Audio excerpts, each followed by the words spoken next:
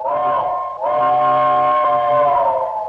ride the little train that is rolling down the tracks to the junction.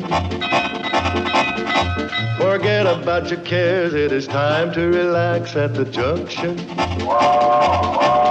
Lots of curves, you bet, and even more when you get to the junction. Petticoat Junction.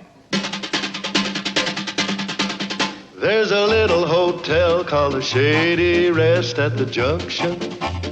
Petticoat Junction. It is run by Kate. Come and be her guest at the junction. Petticoat Junction. And that's Uncle Joe. He's a moving kind of slow at the junction. Petticoat Junction.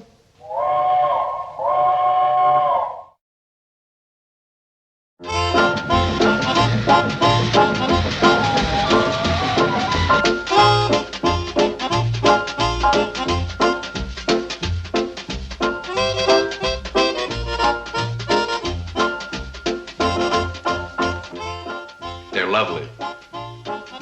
Oh, I didn't hear you come in. This is charming. Absolutely charming.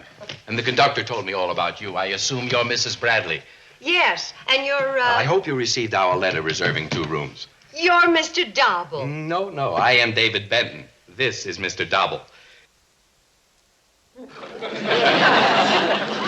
Now, about those rooms. Mr. Dobble asked in his letter if he could have a room with a southern exposure. And you can give me an adjoint. What? All right, Dobble. You don't have to create a scene. Now he wants a room with a northern exposure. Well, but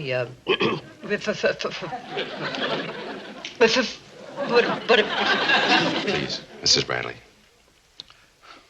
Look, Dobble, why be so fussy? A room is a room. Now, Mrs. Bradley, will you stop tugging at my sleeve? We'll discuss this later. I'm sorry. It's been an exhausting trip. well, if you're not used to the cannonball, it can jiggle your brains a little loose.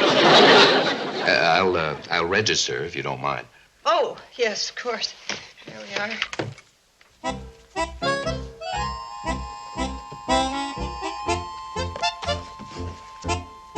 David Benton, Weehawken, New Jersey. How about Mr. Dobble, will you stand still?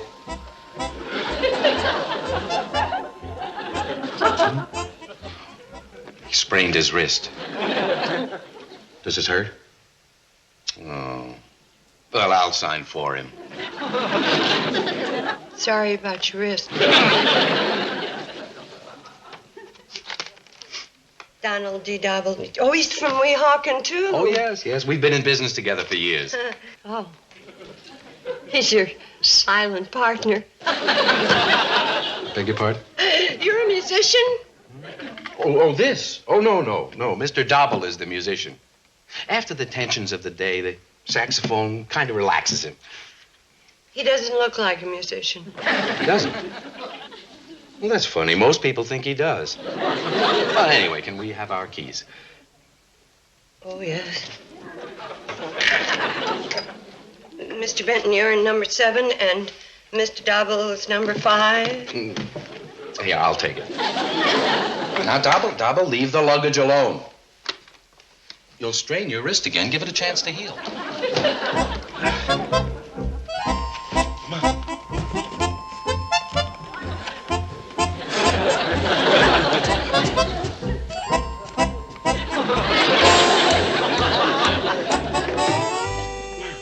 I want you to be extra quiet while Mr. Benton is here. He needs all the rest he can get. And if Mr. Benton talks to his friend, Mr. Dobble, and you don't hear Mr. Dobble or see him, you act like you do. Understand? Hey, look what that new guest Mr. Benton just gave me. Uncle Joe, I want you to give that right back. Why should I? Well, it's a little hard to explain. Now, Mr. Benton's a very nice man, but... I'll say he is. You know what this buck's for? Just bringing an extra towel to his friend, Mr. Dobble. You met Mr. Dobble? No, just Mr. Benton. Dobble was in the bathtub. Are you sure? Well, somebody's got the water running. Probably Mr. Benton. Well, Ben had already had his bath. Say, I'd better stand by in case they need more service.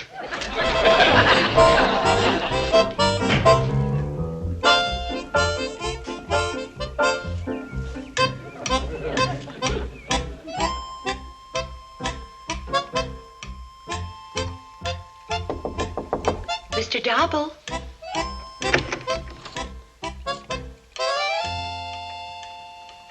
Oh, I thought Mr. Dobble might like a little hot cocoa. I was going to get yours later. Well, that's very thoughtful of you, Mrs. Bradley. But I'm afraid Mr. Dobble is taking a nap. Oh? However, I could certainly use some.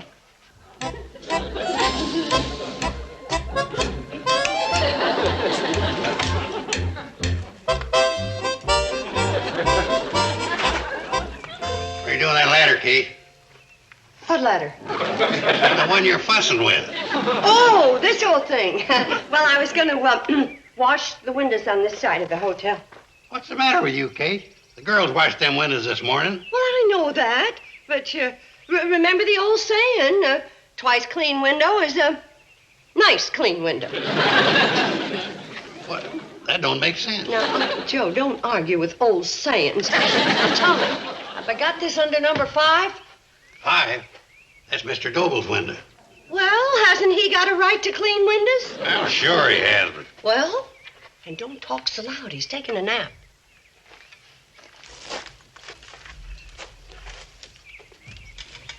Yeah, but you can run along now, Uncle Joe. I won't need you. Won't you be needing the bucket? Oh, yeah, I guess it will.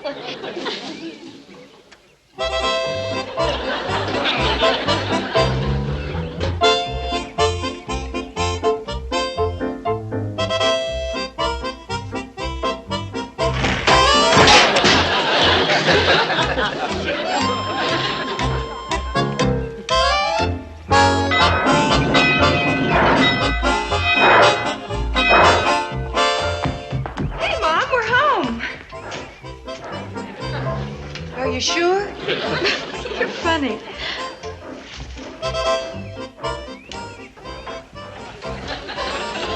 Yeah, you're home, all right. Mom, are you okay? Oh, yes, I'm fine.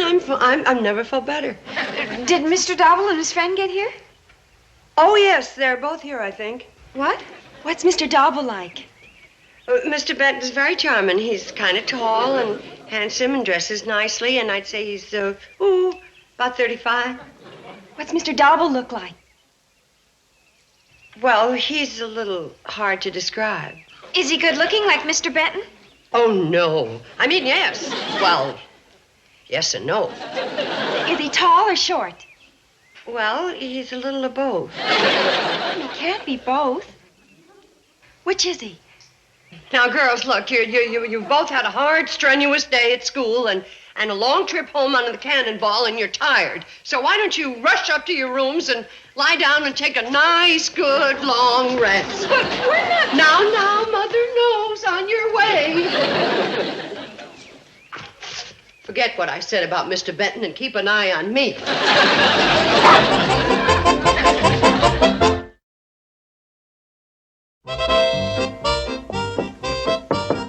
Mr. Dobble. Mr. Dobble, I thought you'd like to see the paper.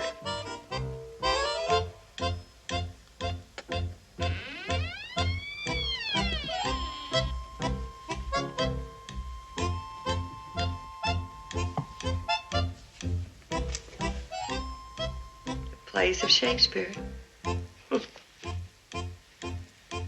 Ralph Shakespeare?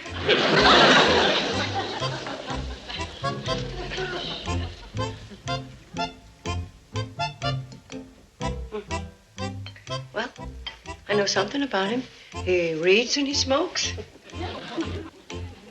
And he's married. Well, that's normal. But I wonder why you can't. Mom? Better Joe, I just thought that maybe Mr. Dobble would like to read the paper. Why don't you put it in his room? He can read it when he gets back from his walk. Which way did he go? I don't know. I didn't see him. He told you he was going for a walk and you didn't see him? That's silly. He didn't tell me. Bobby Joe did. Well, why didn't you say so?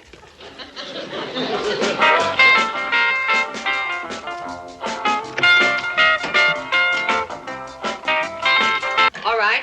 Which way did he go? Who? You know, Mr. Dobble. Oh, I don't know. I didn't see him leave. Now, don't you start that. Start what? Betty Jo said you told her Mr. Dobble went for a walk. Well, that's what Uncle Joe said.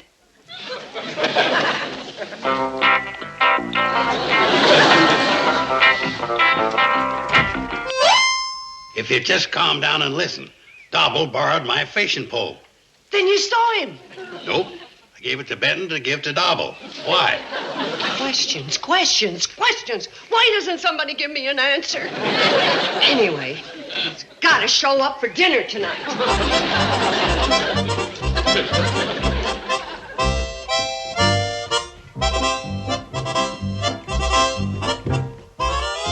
I knocked on their doors again, Mom. Mr. Benton said they'll be down in a minute. Gee, you were sure right about Mr. Benton. Yes, he sure is nice. What do you think of Mr. Dobble? Oh, we haven't met him yet. Well, I think you'll find him kind of interesting.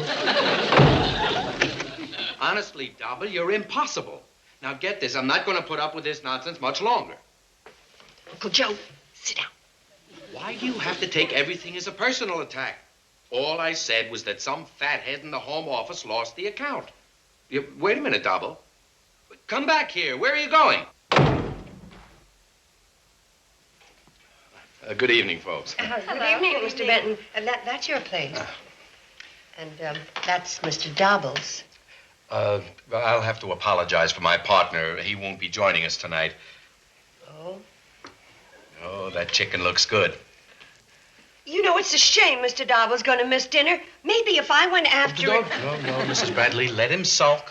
Let him sulk. If he wants to be silly enough to pass up a meal like this, well, I'll just eat his share.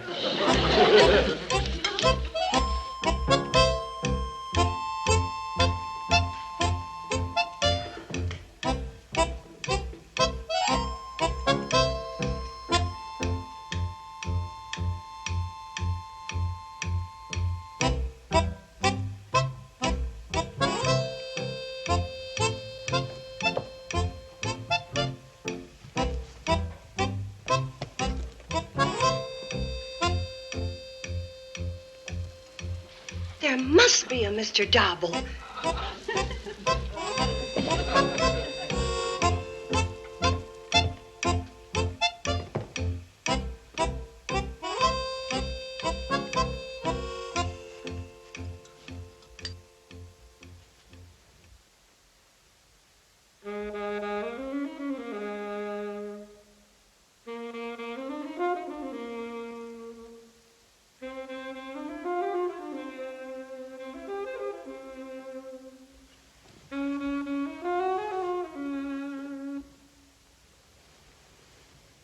Did you hear that?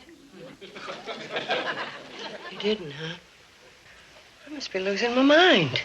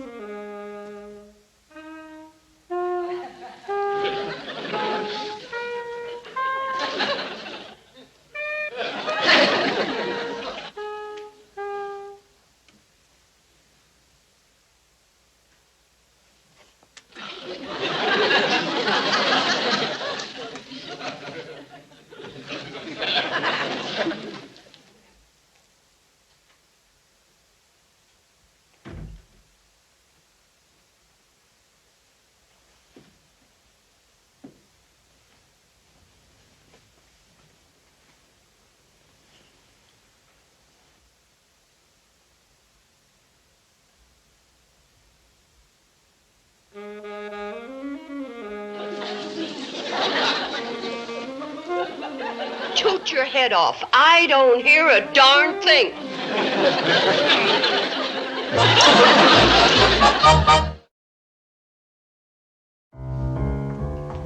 Morning, Mom. Morning, Billy Joe.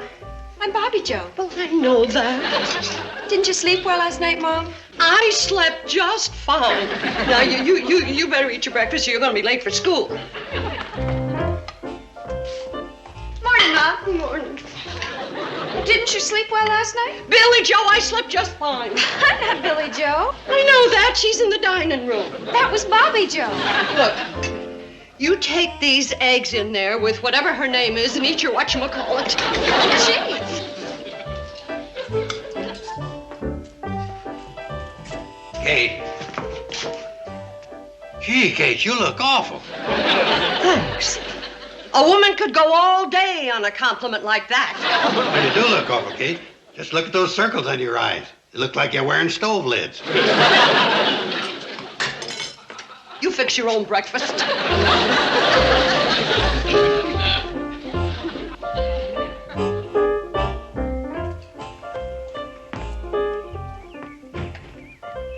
What's wrong with Mom? I don't know. I never saw her so upset. She must be overworked. We better come right home as soon as school's out. Uncle Joe, are you going to eat all day? Well, it's a good idea, but... You've had enough.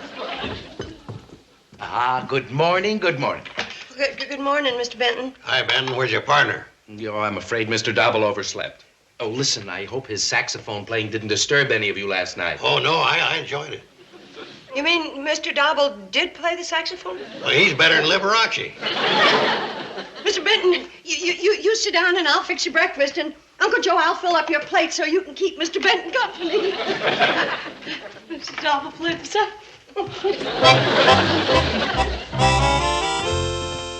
Can't stay cooped up in your room all day, Dobble. After all, why did we come way out here in the country? Oh, forget about those letters. You can write them later. Come on, a walk will do you some good. Oh. You're, going for a walk? Both of you? Well, I hope so. It's like pulling teeth to get Dobble out of his room. How did Mr. Dobble like his lunch? I mean, how did you like your lunch, Mr. Dobble? Yeah, just like your mother's, huh? That's a real compliment, believe me. Thank you, Mr. Dobble. All right, come on, Dobble. Let's get a lungful of that fresh country air. I'll tell you what. First, we'll go down to the water tank. Oh, no, you don't. You're not going to pull that again. Get up out of that chair. You know, you should have stayed in Weehawken. All right, do what you want to do, but you're not going to ruin my fun. Sit in that chair all day.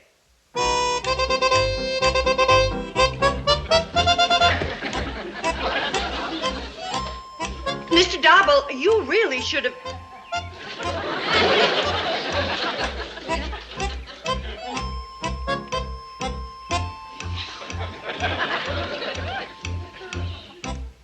Well, if you want to sit there, it's perfectly all right. Gee, I hope Mom is... As long as you're going to sit there, then to read. Oh, excuse me. A book or a magazine? Or, how about a nice tall glass of lemonade? Oh, poor Mom. It's gotten worse. Hi.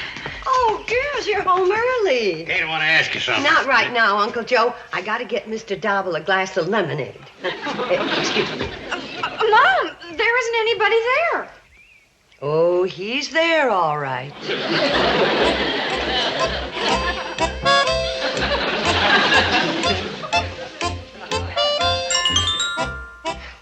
That upset the girls, huh? All that fuss. You'd think nobody'd ever seen an invisible man before. You saw an invisible man, huh, Kate? Yes. Is there anything wrong with that? No. Invisible men are as thick as invisible flies. Well, tell me more about this invisible Mr. Dobble. Dobble. Donald D. Dobble. Oh, yeah, he's the one that wrote you the letter, huh? I told you that, Sam. Yeah, well, let me see if I got this all straight. Now, this Mr. Dobble never eats with you, and Benton is always arguing with him. And yet nobody's ever heard Dobble talk. In fact, you're the only one that's ever been in the room when he was there. That's right. What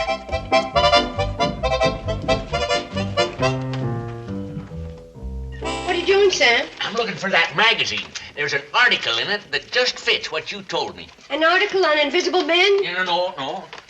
Well, I must have given it away to the Boy Scout paper drive. No, it was an article by this psychologist, and he was explaining how a lot of strange things happen. Oh? Yeah, what you told me comes under the head of sympathetic hallucination. It's as simple as that. Well, it may be simple to you, Sam, but it isn't to me. You mean that I've got hallucinations? Yeah. No, this fella Benton has hallucinations. You see, he thinks there's a Mr. Dobble, and through the power of suggestion, he's got you thinking there's a Mr. Dobble. Oh. You mean that Mr. Dobble is a figment of Mr. Benton's imagination, and his figment got tangled up with my figment? That's right. Thanks, Sam. I think. Mr. Benton's figment, Mr. Dobble. Gee, Mr. Dobble sure wears expensive shirts. After all, he does come from Weehawken. If I knew a man with shirts like these, I could sew buttons on them all day long. Where's Mr. Benton? Mom, we just finished sewing a button on Mr. Dobble's shirt. That isn't a shirt, that's another figment. Figment?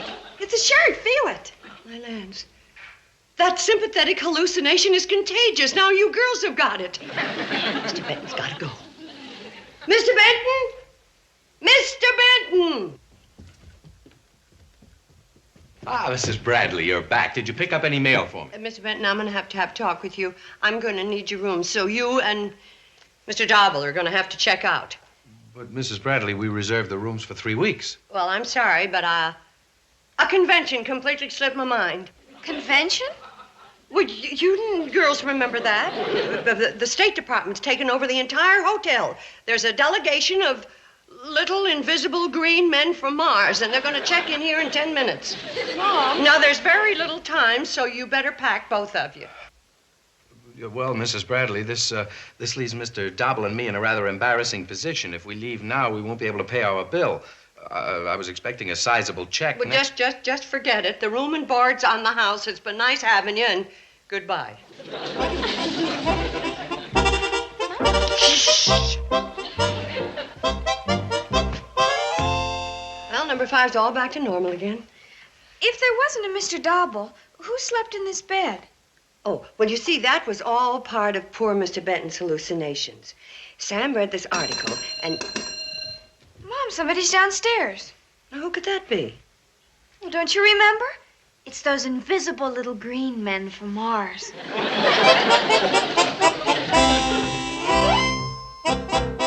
Mrs. Bradley, do you recognize this man?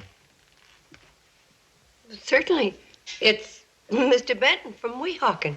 Sure is. Well, he's not from Weehawken, and his name isn't Benton. The Hotel Association knows him as Skip Tracy. We've been after him for years. What for? Defrauding innkeepers. Well, he didn't get a chance to do any defrauding around here. Well, you're lucky. Skip has a very unusual gimmick. He can make you think he's traveling around with an invisible friend. He does it all with the power of suggestion and sound effects. Uh-huh. Yes, he keeps it up until the hotel manager thinks he's flipping his lid, and he throws Skip out. That way, Skip never has to pay for his room and board. Imagine for falling for a thing like that. Yeah, imagine. Well, I better tip off the manager of the Pixley Hotel. Bye, Mr. Robinson. Give my best to Mr. Dobble. Well, certainly good to know that there's a logical explanation for all this. Yeah, Mr. Benton sure had us all believing there really was a Mr. Dobble. Yeah.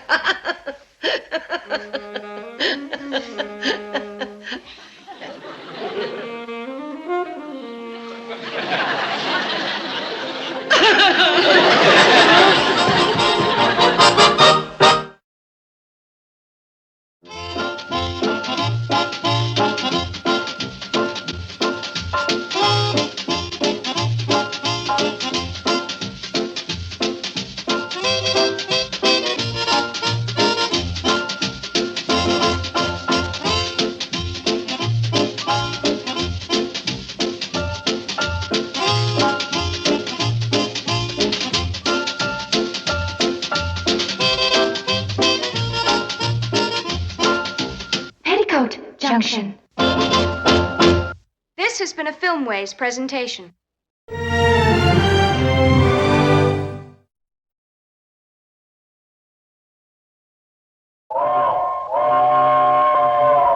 Come ride the little train that is rolling down the tracks to the junction. Forget about your cares, it is time to relax at the junction. Lots of curves, you bet, and even more when you get to the junction. Petticoat Junction. There's a little hotel called the Shady Rest at the junction. Petticoat Junction. It is run by Kate. Come and be her guest at the junction. Petticoat Junction. And that's Uncle Joe. He's a moving kind of slow at the junction. Petticoat Junction.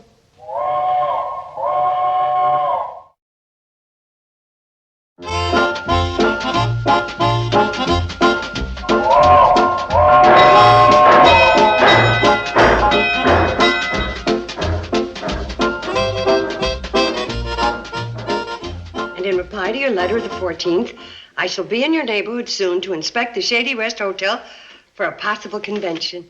A convention? Gee, that's terrific. Now do you suppose we can get that new set of encyclopedias? Puppy Joe, we haven't even landed it yet, and you've got the money spent. Mom, you're a cinch to get it. Sure, you just need confidence. You're going to need more than confidence. He is also considering the Pixley Hotel. The Pixley Hotel? Mm-hmm. He's going to look us both over. What do they have that we don't have? An elevator for one thing, telephone for another. But when he tastes your cooking, Mom, he'll be hooked. That, young lady, is my ace in the hole. Now, I've got a lot of work to do. Where's Billy Joe? Well, let's see. What's number 4 going to need outside of a new room? Well, first of all, it could stand some new wallpaper. Oh, you're right. This wallpaper's been up so long, the roses need pruning. Number 4, new rose pattern wallpaper. Repair cracked ceiling. Woodwork needs varnishing. And I think the hallway can stand a coat of paint. Paint? You expect me to paint the hall, too? And so you don't forget, Billy Joe, give him the notes. Here you are, Uncle Joe. Oh, I can't read them chicken scratches. Oh, they're shorthand. I'll transcribe them for you. I like the hotel the way it is. It's kind of got a homey look about it. Shabby, you mean? Uncle Joe, we've lost 2 conventions already, and we can't afford to lose another one. Okay. Would you mind telling me what kind of a convention we're getting ready for? The Benevolent Order of Dolphins. Dolphins. Might have known it had been one of them bird-watching societies. Dolphins aren't birds. Hey, why don't you just lower the rates? Pixley Hotel will never be able to compete against that. Look, we are operating on such a narrow margin now that if a guest uses an extra towel, we're in the red. Now, why don't you get on with the painting, and I'll go to Sam Drucker's and get the supplies. Oh, the way you're dolling up the Shady Rest, you'll get that convention for certain. I sure hope so. Seems like we haven't had a convention since the Braddock Company brought out their new line of pearl button spats. Well, they were great. My ankles ain't been warm since they went out of style. You want me to total this up for you now? Why don't you surprise me the first of the month? That reminds me. A letter come for you in the late mail. Oh, you better have this first. Aspirin? But I don't have a headache. You will have when you see who the letter's from. Tax assessor. Ooh, Sam. Isn't as bad as I thought. They only increased our taxes $6. $6 increase? Why, them filibustery, pork-barreling, feather-bedding politicians, ain't they got nothing better to do than to raise a man's taxes? I don't know what you're getting so steamed up about. I'm the one who has to pay them. Well, it's a good thing I'm around here. You'd let them walk all over you, Kate. Uncle Joe, nobody's walking all over me. I expected the taxes to be raised sooner or later. Kate, I ain't taking this lying down. When I get through, the Boston Tea Party will look like a coffee clutch. And get this, Mr. Tax Assessor. Joe Carson, the general manager of the Shady Rest Hotel, ain't gonna sit still for no tax squeeze to line some grafting politician's pockets. Got that? Uncle Joe, isn't that kind of strong? I'm just getting warmed up. Read back what you got so far. Dear Mr. Tax Assessor. Hold it right there. Scratch out that dear. I want them to know I mean business. Ain't you got nothing to worry about. This letter I wrote the tax board's a cinch to get our taxes lowered. You mind if I read it? Masterpiece, ain't it? That ought to shake 'em up.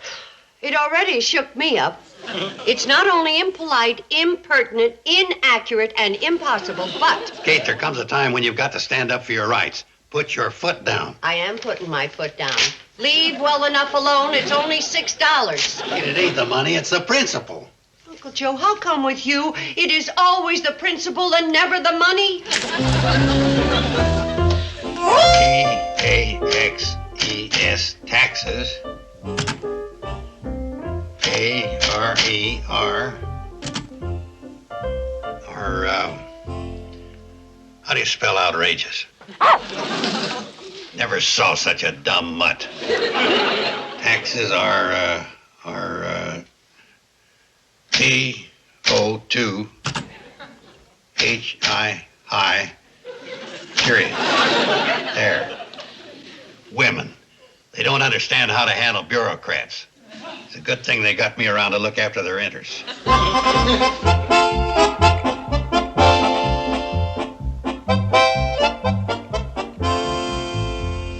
Was this the only tax complaint we received from Hooterville, Miss Starkey? Yes, sir. Just the one. Mr. Joe Carson, Shady Rest Hotel. It seems he not only demands we lower his taxes, but claims it's unpatriotic, unconstitutional, un-American, undemocratic, and unlegal. Unlegal? That's a lot of uns. Shall I send him our usual form letter, Miss Albright? Yeah. No, on second thought. This one sounds like a real nut. I'd better go out there and handle it personally. $6?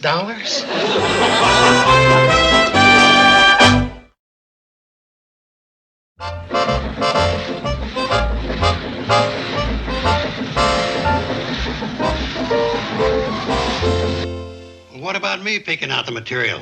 I got good taste, ain't I? Uncle Joe, picking curtains is a woman's job. Now, would you please clean up the hotel? I don't want it looking like a depressed area. Come on, girls. Women. They're all alike. Running off when there's work to be done. There.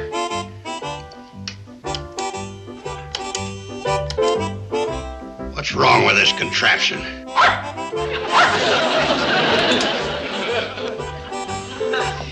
I know.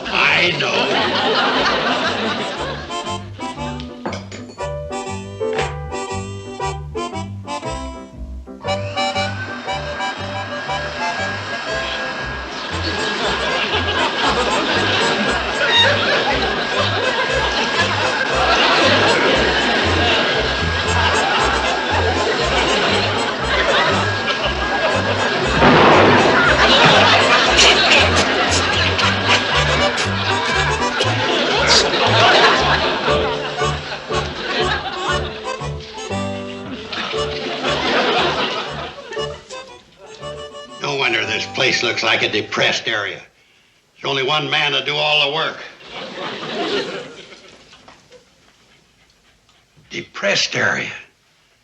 That gives me an idea on how to deal with that tax man.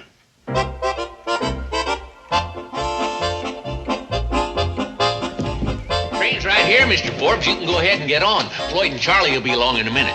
Thank you.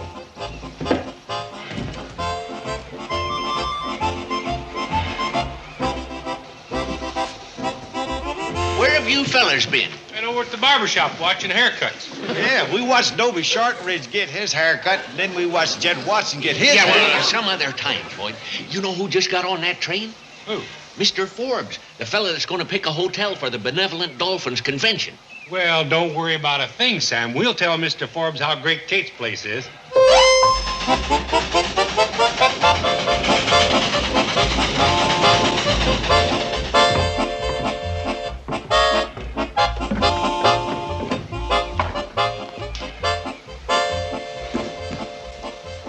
The Shady Rest is right up that gently sloping path, Mr. Forbes. Yeah, right by them beautiful roses and hollyhocks. You can't miss it. Thank you, gentlemen. Now, we'll be taking on a little water here at the tank, and if you like, we'll wait and take you to Pixley. If the Shady Rest is 1/8 as good as you fellows say it is, there's no point of my going on to Pixley.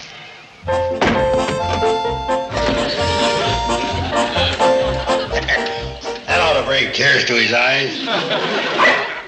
I know the train's in. How many times do you have to tell me?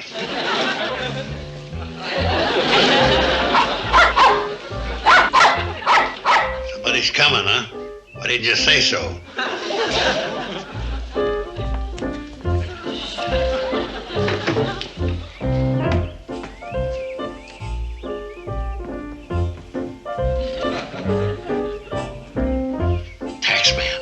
I knew my letter'd get action. Come on in, it's open.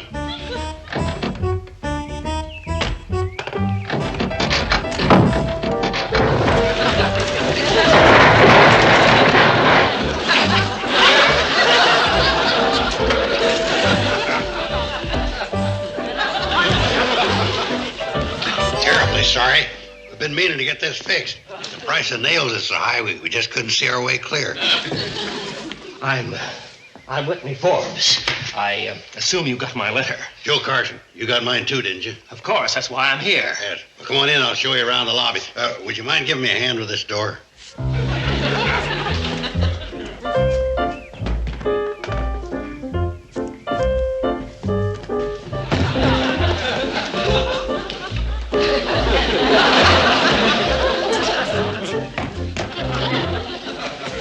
Forbes, I gave you the Shady Rest Hotel lobby. Well, I'll say this for it. It's not cluttered. You remodeling? No. Business is terrible. We had a cold winter. The furniture had to go for firewood. The rest, well, you know how high taxes is nowadays. Follow me. We'll go in the dining room. Carson, must we carry the door? I thought you might be hungry. Well, as a matter of fact, I did skip lunch, but what's that got to do with carrying the door? That's our dining room table. Swing your end around there.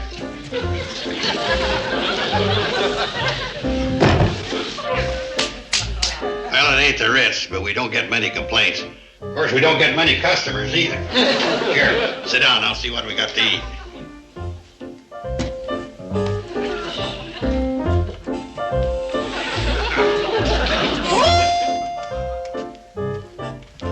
Some places go in for tea and crumpets.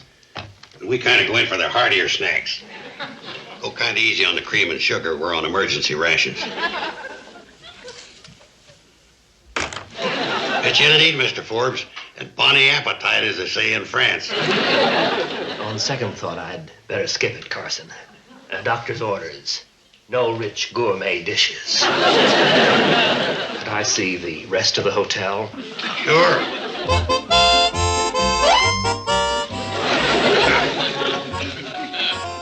This is your presidential suite? Yeah. Hey, you'll notice the view. All our deluxe rooms have a view. And the bathroom's are way down the hall there. Carson, I've seen enough. You've certainly got your nerve calling this antiquated barn a hotel. I had a hunch you'd say something like that. I was led to believe the Shady Rest was the finest hotel in the area. Well, this place ought to be condemned. You put that in your report? I should say so. Good. What?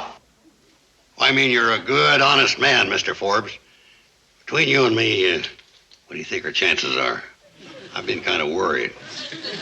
That's strictly up to the board. But rest assured, Carson, when I get through writing my report, you won't have a thing to worry about.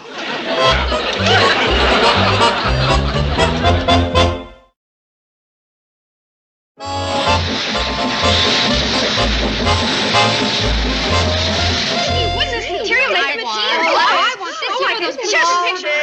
There we go. Hold it! This is beginning to sound like a rummage sale. Sam, what do you think I should do? Well, why don't you get all three? You've gone this far, you may as well go whole hog. Yeah, I should change all the curtains. And there'll be plenty of material left over for all of us. Yeah, and I just got to land this convention. Then I'll have a new blouse when Edward takes me to the ball game Saturday night. You gotta spend money to make money. And I'll look real slinky in this new material. Sam, wrap 'em up. Oh! Kate, the Shady Rest is going to be the most beautiful hotel for miles around.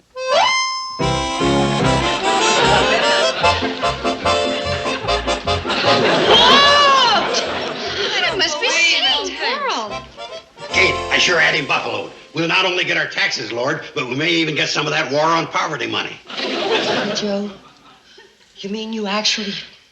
The furniture? All the low-down, underhanded, sneaky tricks. I pulled the greatest coup d'etat since Napoleon swindled Waterloo. You mean you made that man think of all the... You're liable to end up in jail. I'm liable to end up. I'm going down there and straighten this right out. Okay, let's not lose our heads. You're liable to throw a monkey wrench into the works. I'm liable to throw a monkey wrench at you. You straighten up this hotel before the convention man gets here. Is that clear? Kate, if you just listen to me. Not another word. I'll deal with you when I get back, you tax dodger, you.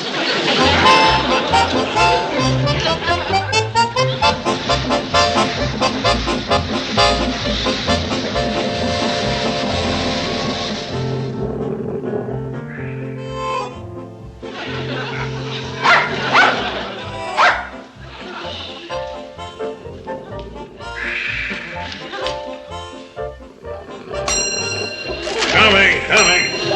Here in a minute. Why, you dumb dog. That bell's for official business only.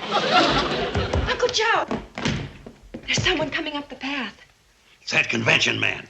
I'll give him the Super Deluxe tour. Girls.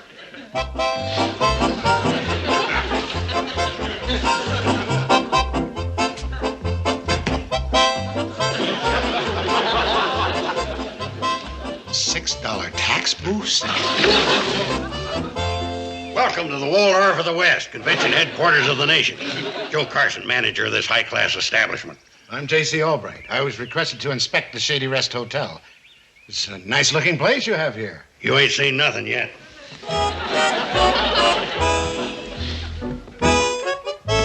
Mighty handsome lobby. Yeah, practically everything in it's a priceless antique. Furnishings alone worth a fortune.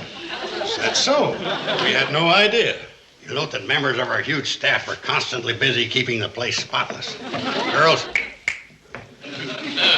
Now, you'll notice here we've got every service you could ask for.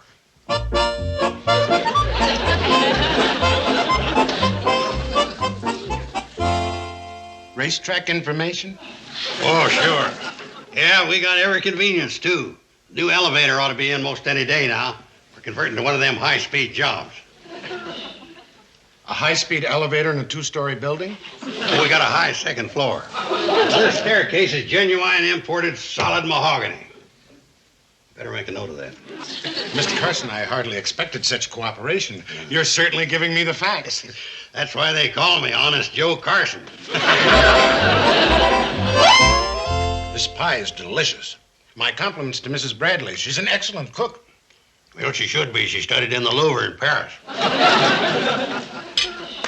Girls, look in our fully automated kitchen and see if the imported caviar and champagne's got here yet. Well, I must admit, you have quite a place here, Mr. Carson. Wait till you see our recreation area. We're thinking of buying 50 more acres, putting in swimming pools, tennis courts, maybe even a landing strip. An additional 50 acres, eh?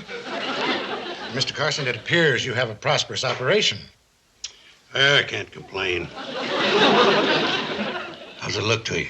Fine. I'll submit my report and we'll take it under advisement, Mr. Carson.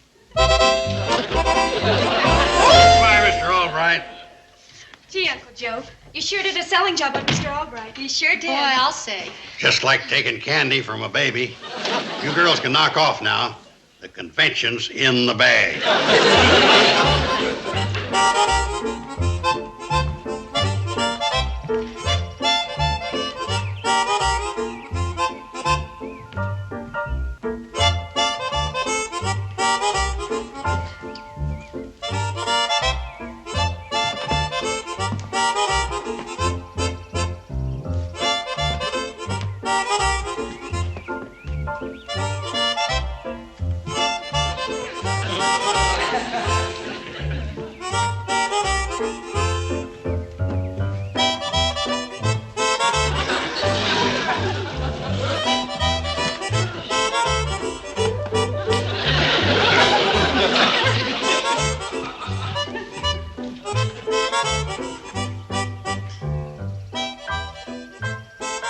It's your turn.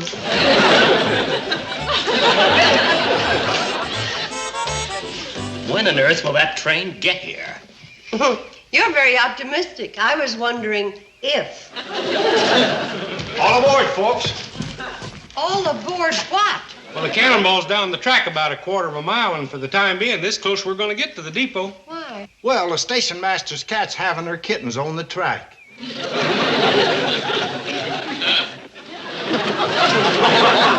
What's the matter with you? Don't you have any respect for motherhood? Probably just as well you dolphins ain't having your convention at Kate's place. You're not Mr. Forbes. I certainly am. Well, I'm Kate Bradley of the Shady Rest. You have my deepest sympathy. How anyone in his right mind could call that place a hotel without a stick of furniture, windowless rooms. Oh, for heaven's sakes. Then you're the... Well, Uncle Joe thought... Oh, no. Mr. Forbes, there was a mistake. There certainly was. No, you just got to see the Shady Rest again. I know you'll change your mind. I'm afraid not, Mrs. Bradley. We can be just as stubborn as you are, Mr. Forbes, and the cannonball ain't budging past the Shady Rest till you have another look. I can bypass your miserable railroad. I'll just take a taxi to the county seat. Not till you have another look at the Shady Rest. Boys! We're just giving him the soft sell, Kate. Be careful. No. My name's Albright. Well, we don't carry Albright. We carry shiny gloss, though. Get away from those biscuits. I'll wait on you as soon as I've finished with this customer. What? I said I'm the tax assessor. Now, look, I'm coming back out to the Shady Rest. Please leave a message for someone to be there. It's important. Tax assessor? Why didn't you say so? Okay, I'll get word to him.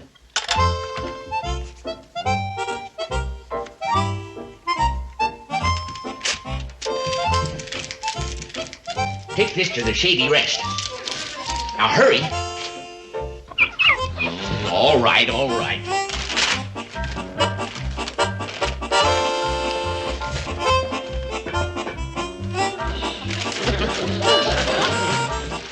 Here. Now go on. And don't stop for a snack along the way.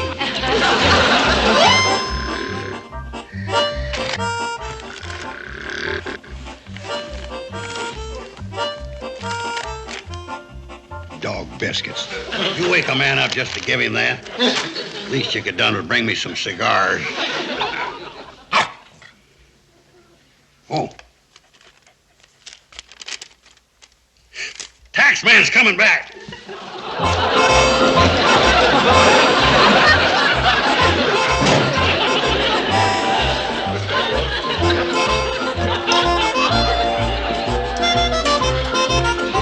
Wait till you see what we've done to the hotel, Mr. Forbes. You won't believe your eyes.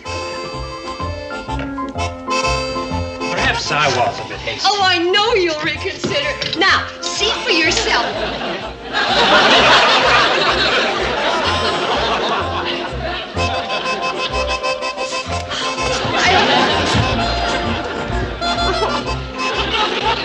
And this is what it comes to according to my figures, Mrs. Bradley. Well, that's certainly a load off of my mind. What's that, Kate?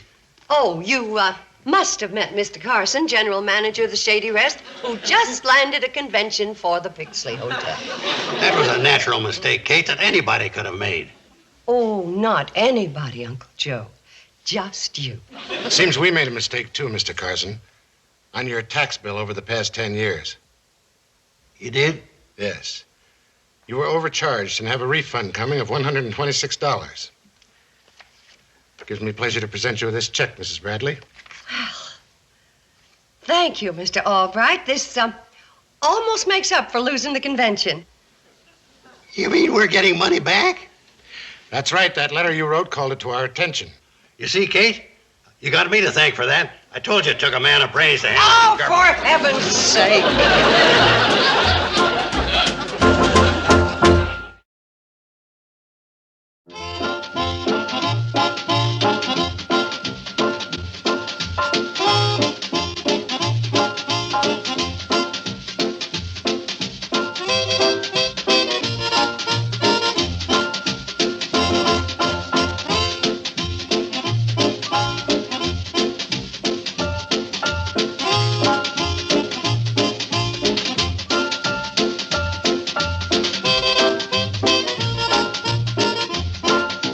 Petticoat Junction. This has been a Filmways presentation.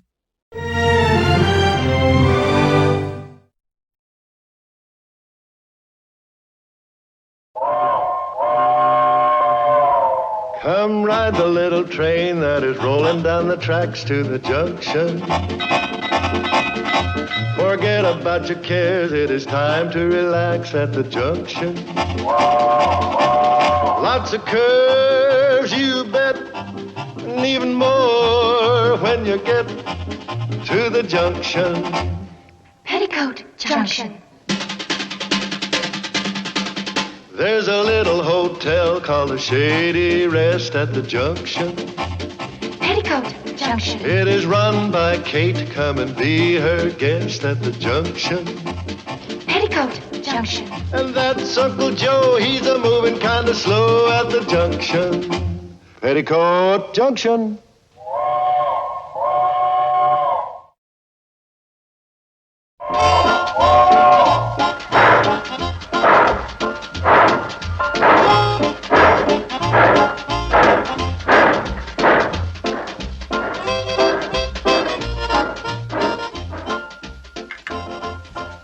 Here you are, Mr. Baldwin.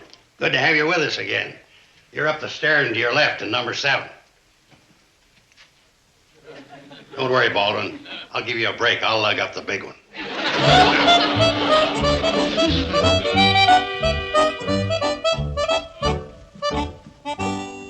that Mr. Baldwin? Yep. What firm's he with now? Same one, Puffo Marshmallows. Isn't that funny? I heard he got a new job with a hardware company. Either that or these marshmallows have got ball-bearing centers. Well, don't worry, Uncle Joe. That's the last bag you're going to have to lug. The hotel's full. You know, it's a shame when we have a rush that we don't have more rooms. Don't worry. When you need them, we'll have them. Just a minute.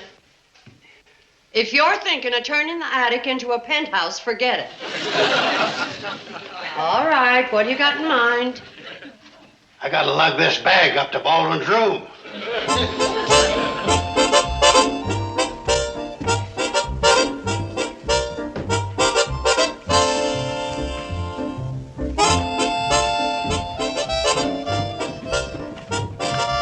Bye, Mom. Bye, Billy Joe. Bye, Mom. Bye. Bye, girls. Bye, girls. Where are you going? I'm staying a couple nights with Elsie Faye Mullins. And I'll be at Dorothy Schaefer's house. You can find me at Sandra Olson's. And who gave you the permission for this sudden exodus? Oh, Uncle Joe made all the arrangements. That's what he had in mind. Yeah. Well, he figured the business boom was only beginning. And if any extra guests show up, he can rent them our rooms. And guess what? When the guests pay, we each get $1. Put your bags down, girls. But Mom. Uncle Joe. Yeah, Kate. You know, I think that's a wonderful idea, renting out the family's rooms. Now, what's your new address so I can forward your mail? Well, I can't leave, Kate. I'm needed around here. What with the rooms all full, there's bags to be carried, wood to be chopped, plumbing to be plumbed, the furnace to be stoked. Ah, now that you've pointed it out, you can start on the furnace after you help the girls up with their bags.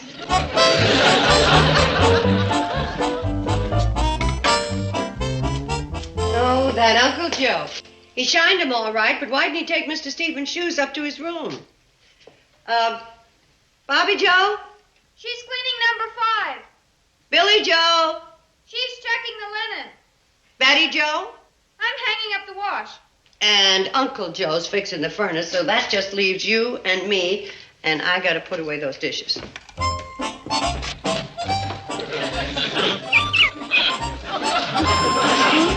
Oh, yes. Mr. Stevens is in room 6.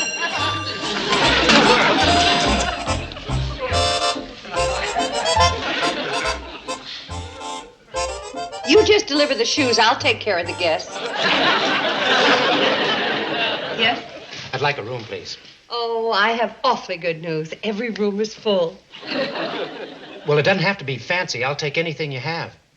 Well, I just finished fixing the furnace. We really don't have a thing, but I can recommend a hotel in Pixley. I'm sure they have a vacancy. Wait a minute, Kate. I've got an idea. We'll let you sleep in the broom closet. Might have to sleep standing up. The brooms don't mind you. Why should you? Or we can put a pup tent up here in the lobby. It only costs you 35 cents a night. Joe, out. Pixley, huh? I'm sorry.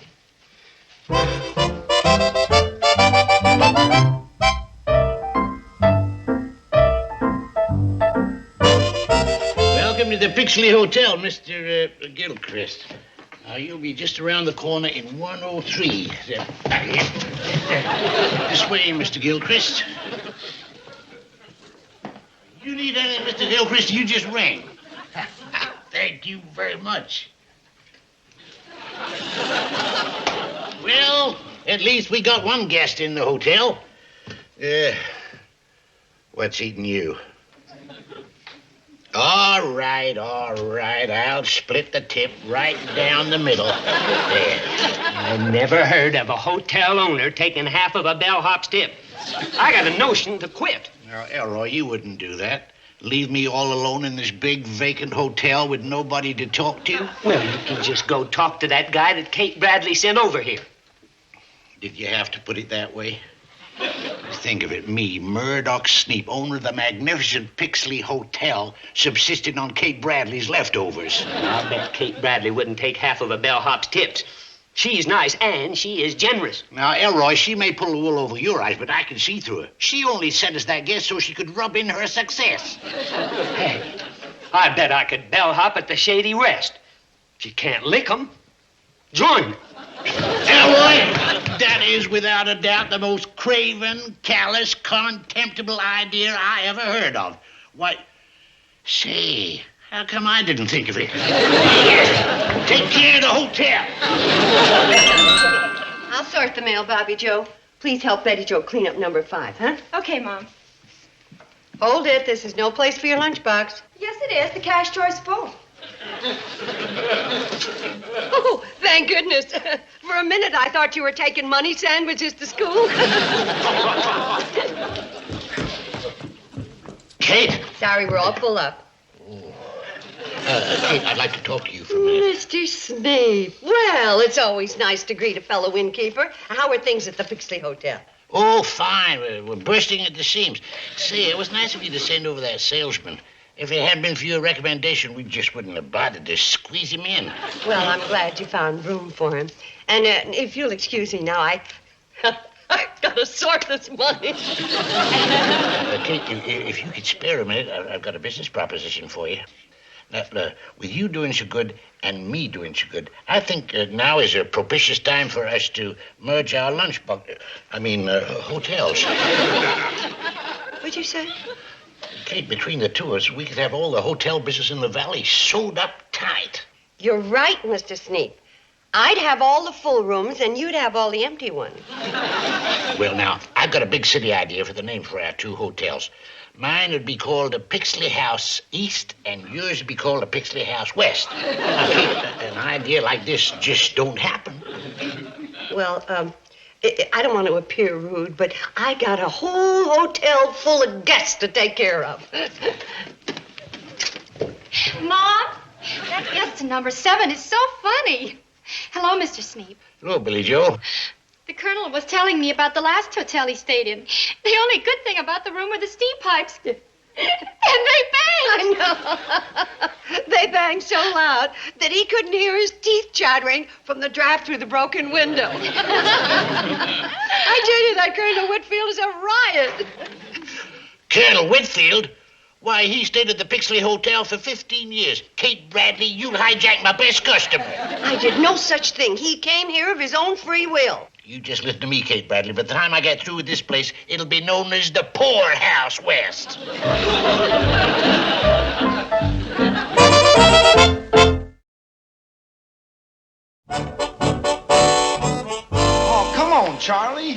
Floyd, I'm not creeping the cannonball along at 8 miles an hour with you on the cowcatcher. But, Charlie, it's the only way I can count them.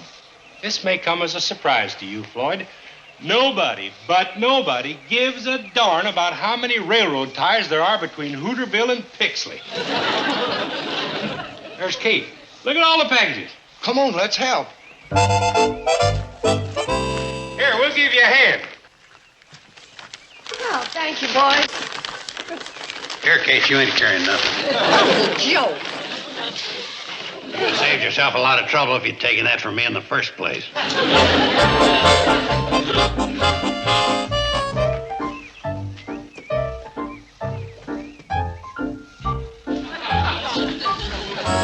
Advertising the Pixley Hotel. Somebody around here's a Benedictine Arnold. I ain't seen him. Maybe he was the stranger that got off at Steuben's Bluff. I'm referring to the sign. Ain't it a doozy? Would you believe it, Kate? For carrying that sign, Murdoch Sneap is paying us 10 cents a run.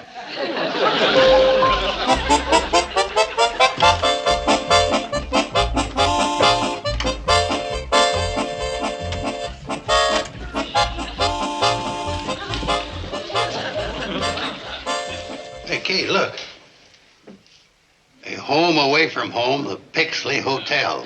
Pixley Hotel, we begin where the Waldorf quits. That crook Sneap has undercut us. That's 50 cents cheaper than our rates. Well, if he can cut his rates and stay in business, that's up to him. Well, Kate, we didn't think you'd mind letting him put his signs up there after all your hotel's full. Not only full, we got a waiting list. No, I don't mind at all. Gee, that's nice of you, Kate. At 10 cents a run for 8 runs a day, that's 80 cents. We can use the money. Yeah, we're saving up to buy Floyd a safety belt so he won't fall off of the cowcatcher while he's counting ties. Okay, let's cut the gab and get this wood-burning roller coaster moving. Now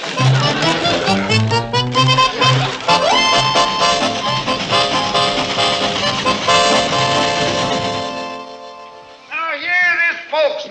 The fabulous Pixley is the Valley's only high-rise hotel. Enjoy relaxed living 3 stories above the noise of the city.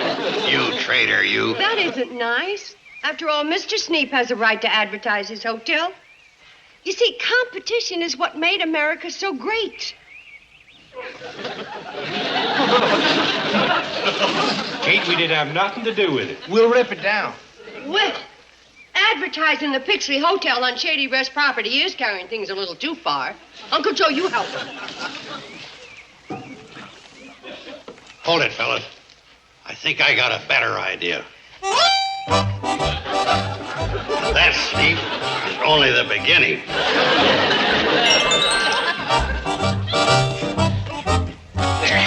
There it is. There it is. Why, you double-crossers, we had an agreement. Well, the Shady Rest outbids you. They're giving us 12 cents a run. And remember, competition is the sincerest form of battery. Well, I just can't stand the sight of that thing. You put my sign back up there, and I'll give you 15 cents a run. Mr. Sneap, our loyalty is not for sale. Well, 25 cents a run. The cannonball cannot be bought at any price. Just look at that unsightly sleeve. And look at that collar. Yeah. For crying out loud, Mr. Sneap, your clothes would be dirty, too, if you ate in a Pixley diner every day. Well, there's no reason why 2 distinguished-looking, handsome railroad men have to go around in soiled uniforms. I'll tell you what, just to show you I'm a decent fella, let me at least provide you with clean uniforms. What do you think, Charlie? Well, Mr. Sneap, you might be a fink, but you're the nicest fink we know. Floyd, let's get this old train to rolling.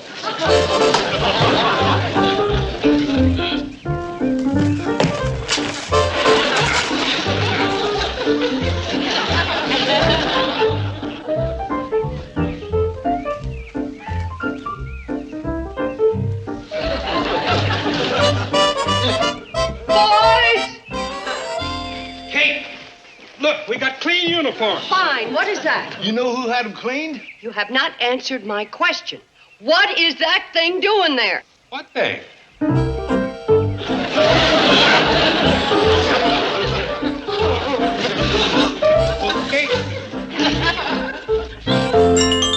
Kate, there's There's no doubt about it. Sneep's out to get you, turning Floyd and Charlie into billboards and running them free home movies. That's hitting below the belt, and you've got to hit back. That's what he wants. If we just ignore him, maybe he'll forget all this nonsense. What do women know? You gotta fight fire with fire. I know where I can lay my hands on just the thing to top his home movies. All right, let's keep them slides moving. You're doing more eating than viewing.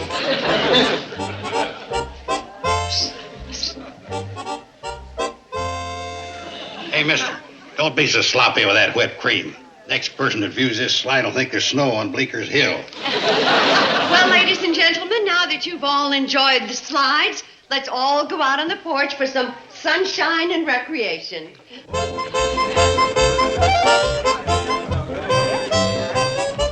Joe, leave the guests alone, or you're going to drive them straight into the Pixie Hotel. But, Kate, they're eating so much you're losing money. I appreciate your help, but this is strictly between me and Murdoch Sneep.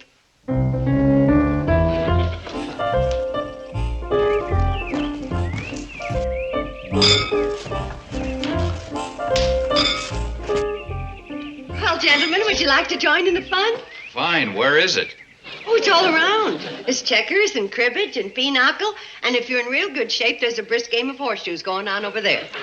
Look, Mrs. Bradley, the rooms are fine, the food is great, and the price is right. But we're from Chicago, and horseshoes and checkers aren't exactly our idea of fun. Oh. Well, if it's a lot of action you want, the girls are out collecting bullfrogs, and things should be really jumping around here about 4 o'clock. Those kind of things might be very exciting for Hooterville, but they're not for us.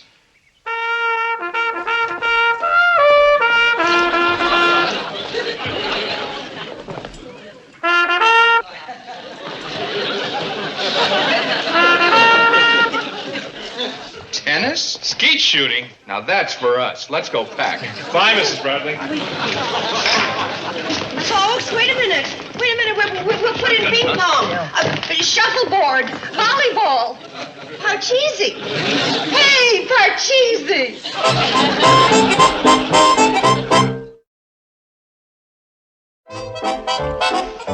Elroy, show Mr. Fenwick and Mr. Graham to room 308. Right this way, please. Look, Sneak, now that we got guests, how about me getting paid? Elroy, you're just gonna have to wait. Renting that bugle and the sandwich sign set the hotel back $9.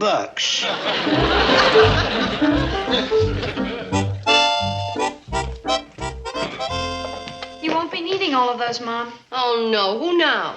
Mr. and Mrs. Goldsmith. Oh, well, I suppose tennis and skeet shooting are more exciting than pitching horseshoes and watching bullfrogs. Guess Mr. Sneep's got the upper hand.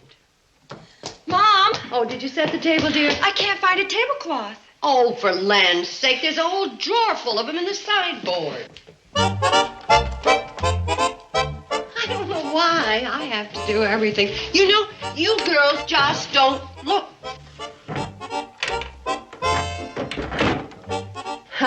I'm sorry, Bobby Joe, I forgot they're all in the laundry. Well, there's only one way out. We're going to have to use my good green tablecloth. Was there this morning? Now, what on earth happened to my green tablecloth? A little more to the right, Mr. Barrow. You'd have had yourself a birdie. Uncle Joe, have you seen my green tablecloth? Formerly a tablecloth. I upclassed it to a putting green. Well, you can unclass it. I want it washed, ironed, the whole patched, and on the table in 20 minutes. Kate, wait till the folks read my ad in the Pixley Times-Picayune. We'll make so much money with this golf course that you can buy a whole drawer full of the green tablecloths. Uncle Joe. I got feelers out to have Arnold Palmer take over as the pro. Hey, wasn't that the desk bell? 15 minutes. Welcome back, Mr. Humphreys. Your old room is ready for you. Tell Arnold Palmer we'll give him free room and board.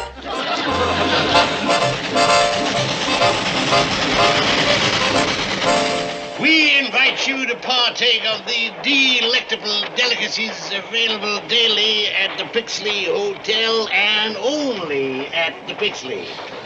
Delicious, isn't it, madam? These magnificent desserts are a climax of the free meal served to each and every guest. And now... May I have your attention? Remember, folks, every day is Thanksgiving Day at the Shady Rest. I'm all finished, Mom. This is a fine business. The hotel is full up and we're losing money. It's gonna get worse if you keep serving turkey every day. Well, Betty Jo, we may be falling behind on turkey, but we're way ahead on feather dusters. Which reminds me, the dining room needs dusting.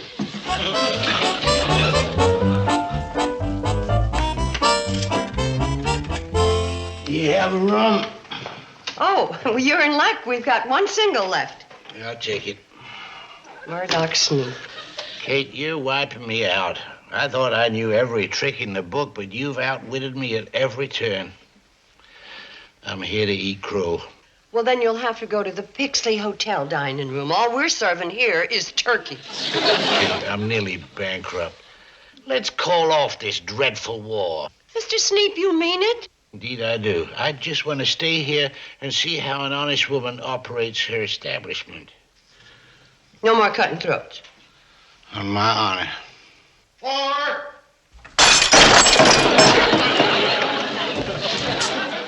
Did a ball come in here? Yeah, a foul ball. Showing your face around here. You got more cheek than a glass blower. Uncle Joe, Mr. Sneap is a guest. A guest? Why, that dirty As old... long as he pays his bill, we treat him like a guest. Kate, in all recorded history, there's never been a Sneap that was any good. At the time of the Revolution, it was a Sneap that tied an anchor on Paul Revere's horse's tail to slow him down. Uncle Joe, number 7.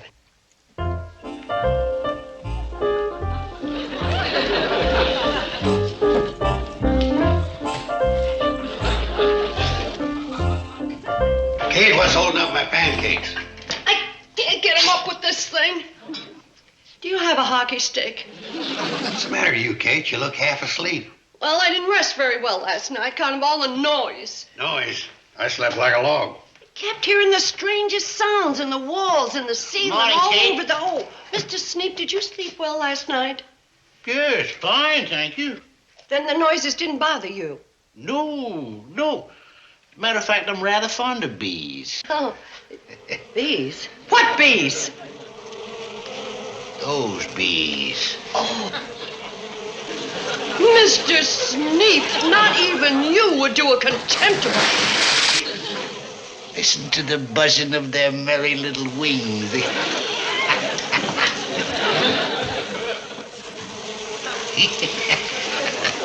How did you get the bees in here? You don't think I had clothes in both my suitcases, do you? Miss Bradley, I'm checking out of here. Listen, Me Kate. too. Sounds like your guests are checking out, Kate. Wait for me, folks, and you can follow me over to the Pixley Hotel. It's guaranteed to be completely bee-free.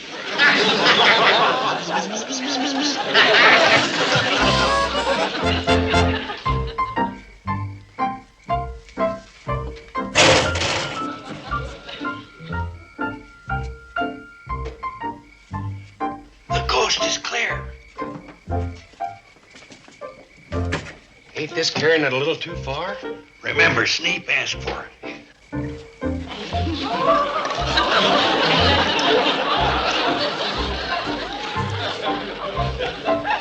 Now remember, you're a Hooterville skunk and this is Pixley, so give it all you got. Let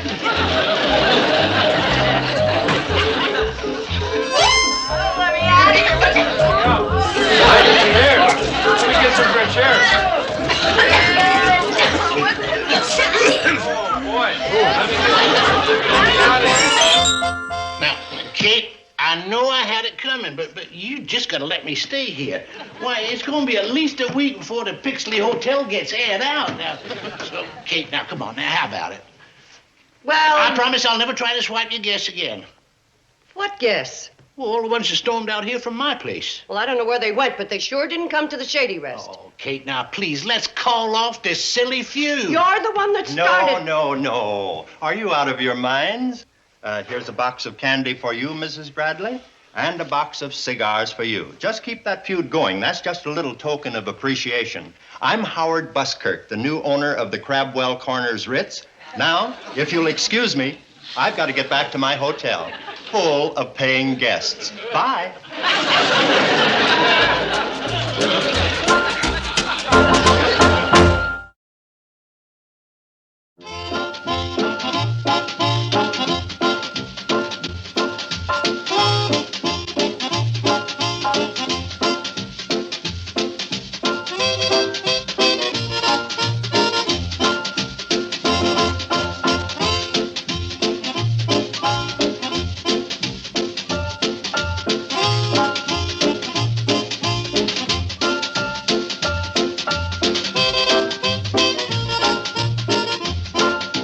Petticoat Junction.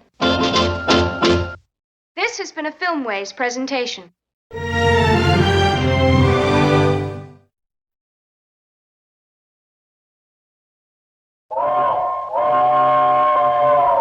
Come ride the little train that is rolling down the tracks to the junction. Forget about your cares, it is time to relax at the junction. Lots of curves, you bet, and even more when you get to the junction. Petticoat Junction. There's a little hotel called the Shady Rest at the junction. Petticoat Junction. It is run by Kate. Come and be her guest at the junction. Petticoat Junction. And that's Uncle Joe. He's a moving kind of slow at the junction. Petticoat Junction.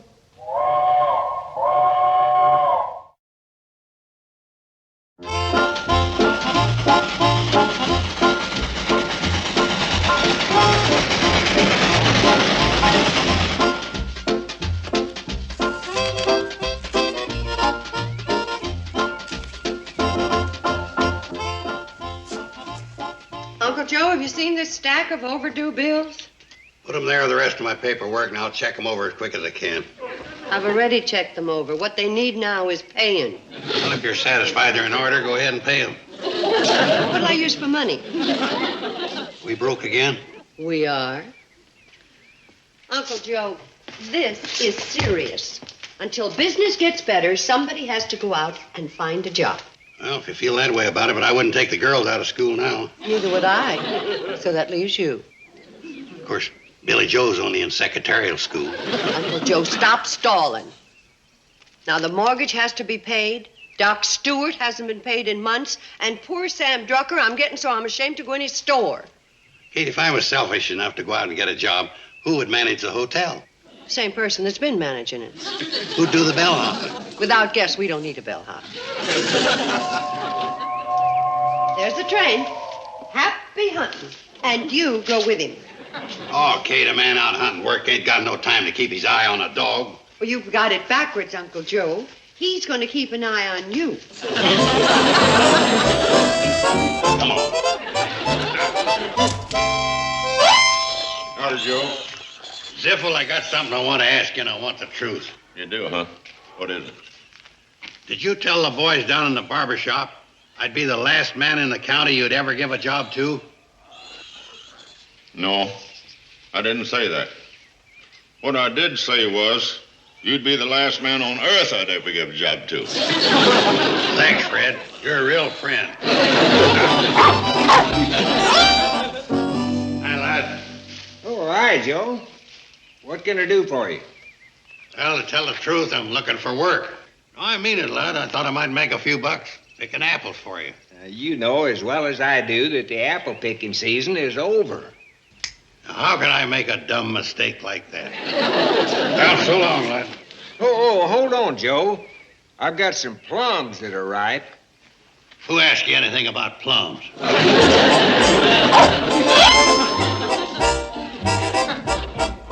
Now, none of this to Kate, or or I won't take you to no more matinees. Oh, that's Blanche sweet. How can Noah Barry push a nice gal like that off a cliff? Oh, it's only 4 o'clock. Too early to go home. We better knock around town for another hour or so.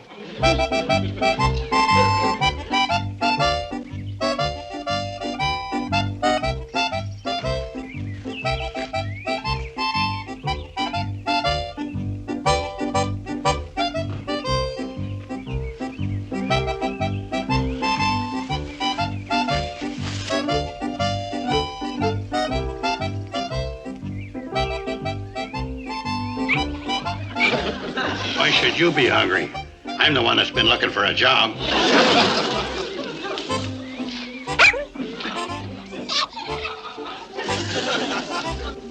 Well, all right. You know, you're getting kind of chubby. You better take some exercise while I'm finishing my snack.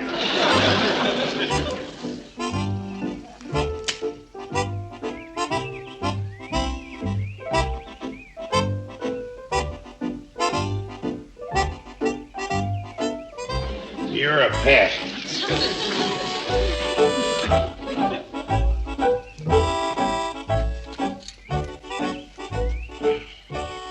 5 o'clock. That's a good full day of job hunting for anybody. You're wasting your time. There ain't anything in Pixley worth digging up. Come on, let's get back to the hotel before we miss supper. Now look what you've done. All that fuss and dirt, and what do you got? Just a rusty old tin can.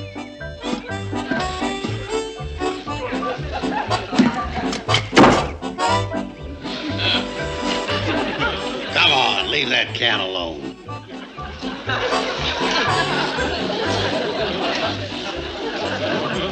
Take that money back and put it in the can. Money!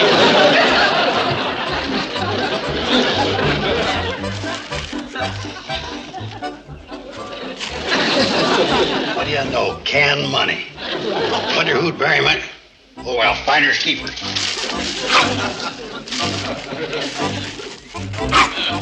Don't worry, you'll get your share.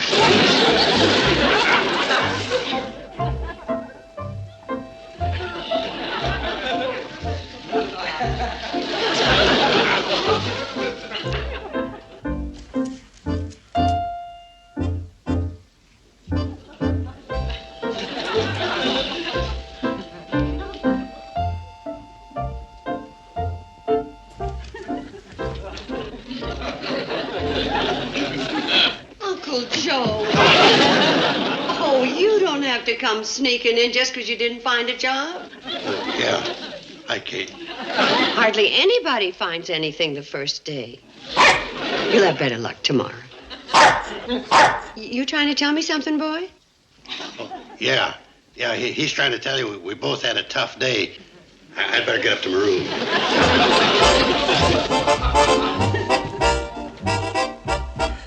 Mom, was that Uncle Joe? Did he get a job? Oh, gee, what are we going to do about all those bills? I don't know. Only we could find a way to dig up some money.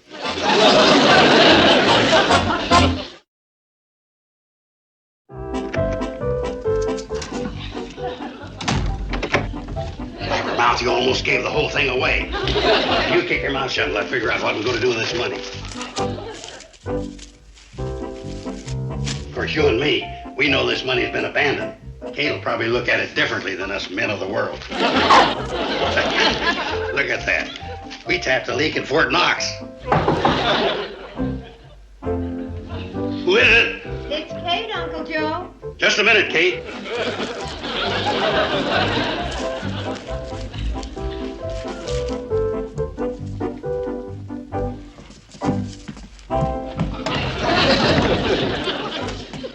Uncle Joe, let me have your pants. I just want to press them so they'll look nice tomorrow. Tomorrow? Well, yes, when you go job hunting again. Oh, yeah, job hunt. I thought that's what you meant. I'll give them to you later, Kate. Oh, fine.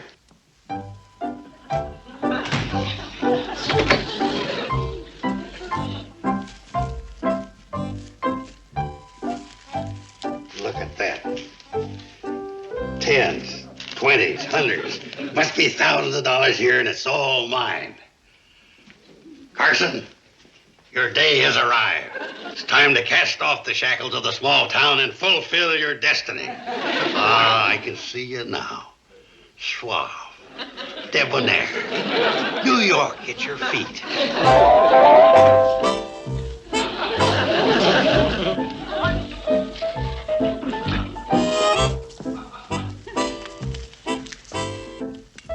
Here's your cane, Diamond Joe.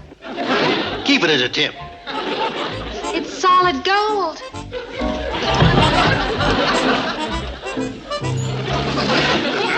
Pardon me, Diamond Joe. What is it, Delmonico? I'm afraid you made a mistake. I found this $50 bill under your plate. You were right, Delmonico. I did make a mistake. I meant to leave 100. Well, girls, where shall it be? Greenwich Village, Maxine's, or Old Bailey? Oh, I know a darling new place over in Brooklyn.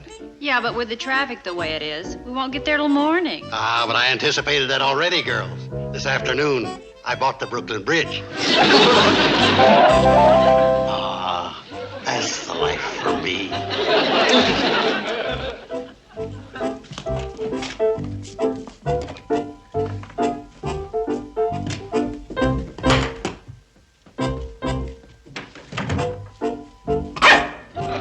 You keep out of this. I got a right to lead my own life.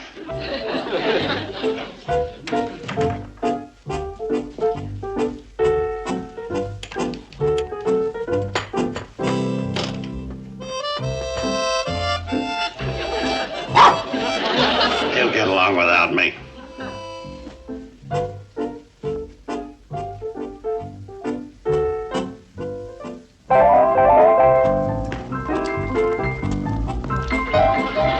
Watch it, Diamond Joe.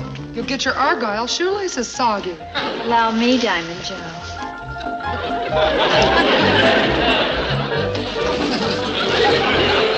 Ah, there's nothing like being in the chips. Please, kind sir, would you buy my violets? No, it can't be. Anything you can spare, sir.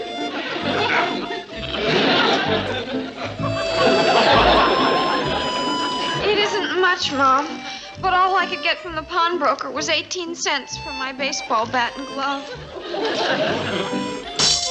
I was lucky, Mom. The man in the bookshop gave me 22 cents for my copy of Ivanhoe. Mom, I was so weak from hunger I dropped the typewriter, and all the man would give me for it was $1.85. Well, we have porridge tonight. But what will the morrow bring? Sir, 'twas not always thus. Once I owned a fine hotel. And then my uncle left us. And when he left, everything went from bad to worse. We lost the hotel. Well, you can see the rest for yourself. No, no, no, no, no, no, I can't let that happen to Kate.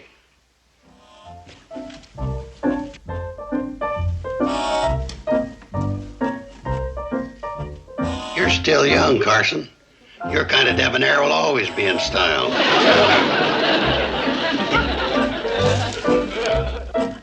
I'm going to put you where you'll do the most good. Uh-huh, yeah. Yeah, I got that. I'll be another minute, Kate. But, Mom, it's only 59 cents a yard. No. Is that a little no or a big no? It's a wish I could say yes, no. Oh, Mom. Bobby Joe, our bill is too big now. All right, Kate. What can I do for you? Well, first you can tell Bobby Joe how much my bill is. I'm afraid I'll have to check on that information.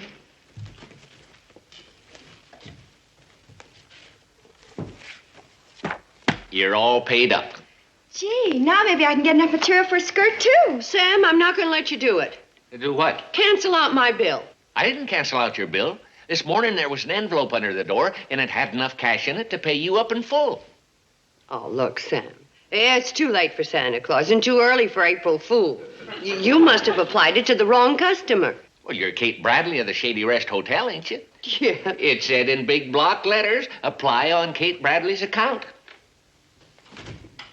What's the matter, Mom? I'm surprised. I don't know who to thank or what to do. I know what you should do. You should follow the advice of Teddy Roosevelt. Charge!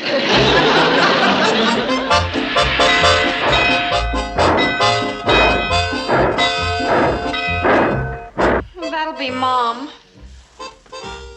I sure do dread giving her this batch of bad news. Hi, girls. We're home. Oh, girls, the most wonderful thing happened. You won't believe it. When I went into Sam's store with Bobby Joe, I was feeling pretty low. And all of us... mortgage payment, plumbing bill, Doc Stewart. I knew it wouldn't last.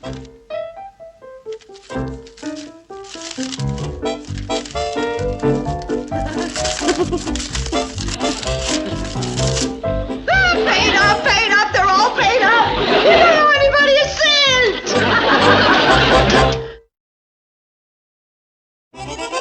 I know. It's Mr. Mayberry. He's a nice man. Yes, he's nice, all right, but with a wife and 7 children, where would he get the money to pay our bills?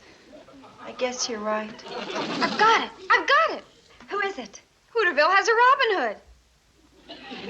You know the story. He stole from the rich and gave to the poor. Oh. Well, I don't think it's so funny. If Robin Hood had to live off the rich people in Hooterville, he'd spend all his time at the unemployment office. Well, I don't see you two coming up with any brilliant ideas. Girls, don't wait for Uncle Joe. Your food's going to get cold. We've been trying to figure out who our mystery benefactor is. Got any ideas? I laid awake all night last night staring at the ceiling. And finally, about dawn, I came to a conclusion. What conclusion? My room needs a new ceiling. I'm no better off at guessing than you girls. I simply have no idea. No idea about what, Kate? Oh, about who our mystery benefactor is. You ain't? Mm-mm. That's the chicken. Oh, serve you. Uncle Joe, have you got any idea who could have paid all our bills? Who, me? I don't know no more than he does. I've got it. It's Mr. Schroeder who owns the Pixie Emporium. He's got a lot of money. That's a very good possibility. No, it ain't. Well, how can you be so positive? Well, for one thing, he's too cheap to buy a dummy to stand in the window. Schroeder makes his own mother stand there from 10 until 4. Sure. You can rest assured it ain't Schroeder. Oh, maybe it's... It ain't him. Oh, I didn't even say. No, you're wasting your time guessing. Anybody smart enough to outwit Sam Drucker, the Pixley Bank, and the plumber, too smart to give himself away. Your Uncle Joe is right. Eat your dinner, girls. You've got your homework, and Uncle Joe has to go job hunting in the morning. Job hunting? What for? All our bills are paid. Well, that's today. We got tomorrow to worry about. Surprised at you, Kate. Where's your faith? What's my faith got to do with it? Well, if the need comes, the money will be there. What? No mysterious benefactor worth his salt is going to stop benefacting right in the middle of a job. Eat your dinner, Uncle Joe. You're going job hunting in the morning.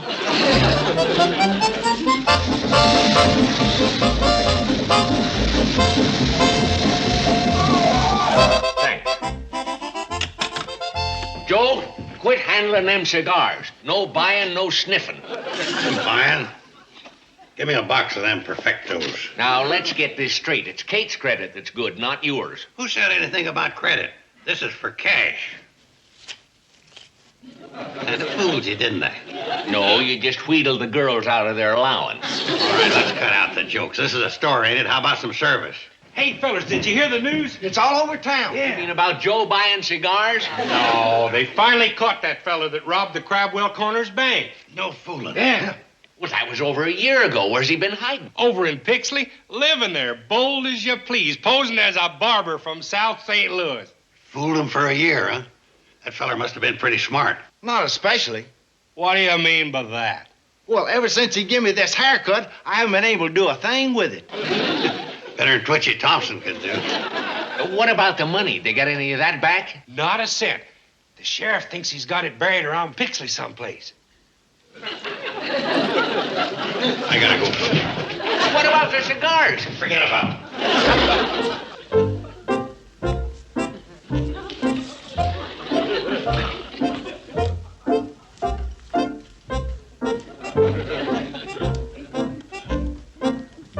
Uncle Joe? The way you go tiptoeing around, you'd think you were a thief. Aren't you home early? Will something come up out of town? You got a job. Yeah, something like that. Oh, wonderful. When do you start? Right away.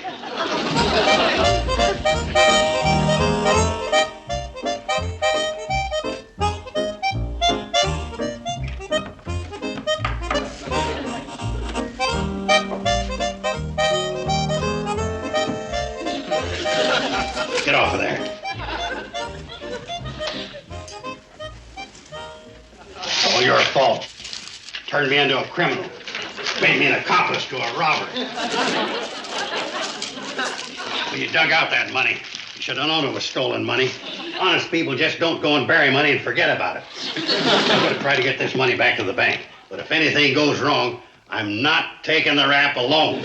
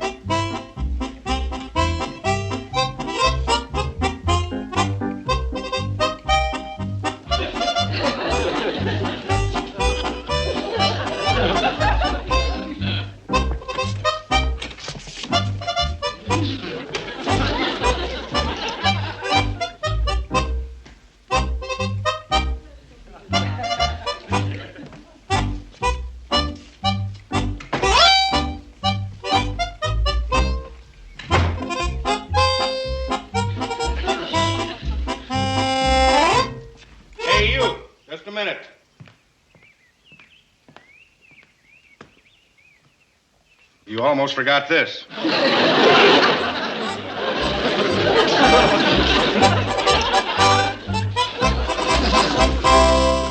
Kate! Kate! Hey! Where are you, Kate? Hey, Kate! Hey, Kate! Where are you, Kate? Hey! Charlie, let me do it. Kate, make Charlie let me ring the bell. What do you want to ring the bell for? To get you out here. I am here. Oh, Charlie, she's here. Now, mind telling me what all the ruckus is about? We've got news for you. The sheriff stopped the train and searched it. Well, what did he search the train for? Well, they're looking all over for the missing bank money. Yeah, and the sheriff's men may even search the Shady rest. Well, that's okay with me. Although they're sure wasting their time looking for any kind of money in this place. They're closing in on us. We gotta get out of here.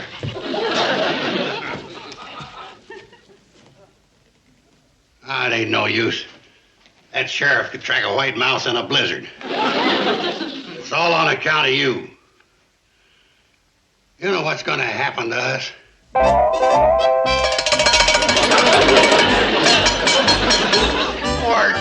Warden, for 5 years I've been telling you, we didn't steal that money. We found it. Let us out of here. Let us out of here.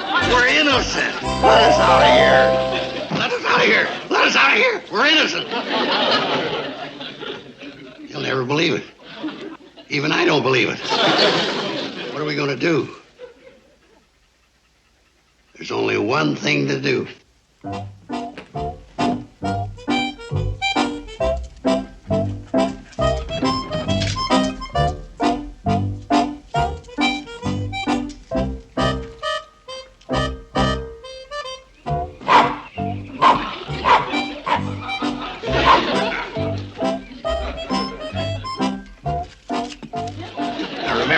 We know nothing about this.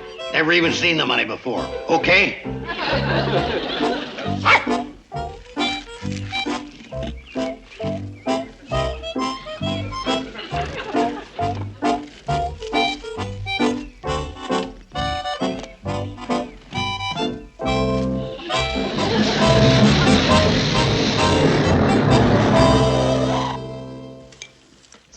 girl down yet. Betty Joe, your breakfast's gonna get cold. Be right there. Gone looking for a job this morning, Uncle Joe? Please, Kate, not when a man's eating. Sorry, Mom. I was listening to the news on the radio. They recovered the missing bank money. Where'd the sheriff dig it up? Oh, he didn't. The police in South St. Louis found it. What? The bandit's girlfriend had it hidden in her apartment. Excuse me. Where are you going? In the pigsty, I got a job to do. But you haven't finished your breakfast. Work comes first. Get me in a pigsty as quick as you can. We'll be leaving in a minute. Hi, boys. Would you like some coffee? Oh, we can't. We just come by to see if we could borrow a pick and a shovel. Yeah, come with us and join the treasure hunt. What treasure hunt? The one in Pixley. Kate, Ed Pulley was leading his dog across a vacant lot last night, and the mutt dug up a can of money. Now everybody and his dog is digging. You better come along, Kate. No, thanks, fellas, but it sounds like something Uncle Joe'd be interested in. Uncle Joe, why don't you... Where'd he go?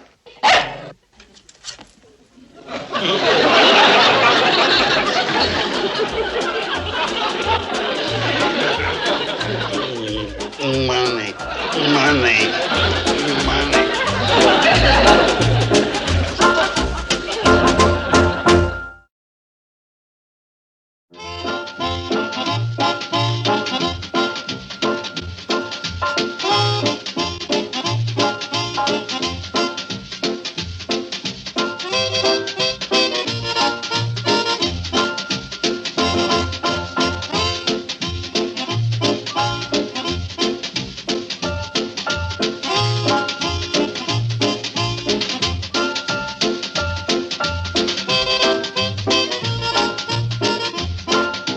Petticoat Junction.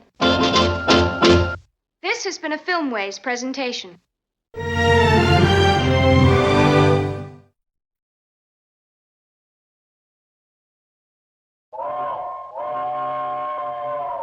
Come ride the little train that is rolling down the tracks to the junction. Forget about your cares, it is time to relax at the junction. Lots of curves, you bet, and even more when you get to the junction. Petticoat Junction. There's a little hotel called the Shady Rest at the junction. Petticoat Junction. It is run by Kate. Come and be her guest at the junction. Petticoat Junction. And that's Uncle Joe. He's a moving kind of slow at the junction. Petticoat Junction.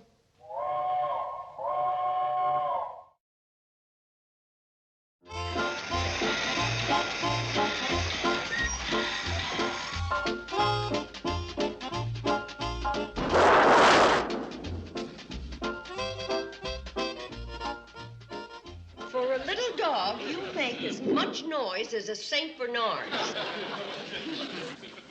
Kate, big news. Uncle Joe, I've got news for you, too. Yesterday, I asked you to put this aluminum sheeting in the tool shed until you're ready to fix the roof. When can you read what's in this letter? Uncle Joe, we are working. But Kate. Kate. Kate, Now, where'd I put my desk cloth? here, read it for yourself. Kate, you remember the couple that honeymooned here a few years back? Well, I don't know. We've had a lot of honeymooners. Well, you know, the newlyweds. Well, it seems to me that all honeymooners are newlyweds. Well, these particular newlywed honeymooners were here about 10 years ago, according to their letter. See? You girls were too young to remember, but their name was Anderson. See what they say in the letter, Kate? Yeah. Their 10th wedding anniversary is coming up, and they remembered having such a good time here, they want to come back for a second honeymoon. Oh, boy, customers again. Well, Kate, what did you think of the letter? I think it's the most beautiful letter I almost read. Well, we're back in business. Now, girls, don't count your chickens before they're registered. Besides which, we have a lot of work around here to finish up. Kate, I figured you'd be all excited about the news. Oh, I am glad about the business, Uncle Joe, but I don't see why I should get so worked up. After all, it's only 2 customers. Well, Kate, don't you see the possibilities? I can't even see my dust cloth. It is sure lucky for you my brain is on its toes. Don't you see? If one couple wants to come here for a second honeymoon, why not all the other couples that honeymoon here? Aha! I knew you'd like it. There it is, behind the flowers. Now, what were you saying, Uncle Joe? Confound it, Kate. Why are you always laughing at my big money-making ideas? I don't always laugh at them. Sometimes I cry. Mom, maybe this time Uncle Joe's hit on something big. I can't see anything wrong with the idea. Of course not. It's a great idea. I'll bet couples like Walter and Elsie Shepherd who got married here, they'd come. Plenty of others, too. Well... I know you'd like the idea. Let's look up all our old honeymooners and send them an announcement of our gala reunion. And to make it easy for them to reply, why don't we include a self-addressed return envelope? And then all they have to do is fill in the date. Yeah. Sounds like a good idea, but it's going to be rough on you, Uncle Joe. Me? Well, sure. The first couple to arrive are going to want the same room they spent their honeymoon in, and that means you'll have to go back down the hall and give up the bridal suite.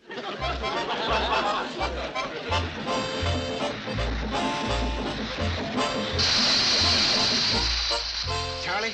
What do you want? Can I blow the whistle? Be my guest. Can I do it again? No, I reckon. Thanks, Charlie. Could I ask you a question? Sure. What are we blowing the whistle for? Let the girls know we're here. Oh. Hi, boys. Hi, Kate. The girls won't be going to town. They're helping Uncle Joe. I don't suppose you have any mail. Sure, Floyd. I reckon that's the answers you've been waiting for. Oh, well, I didn't dream that Uncle Joe's idea'd fetch this many replies. I can't figure out why so many people would want a second honeymoon. Well, I can.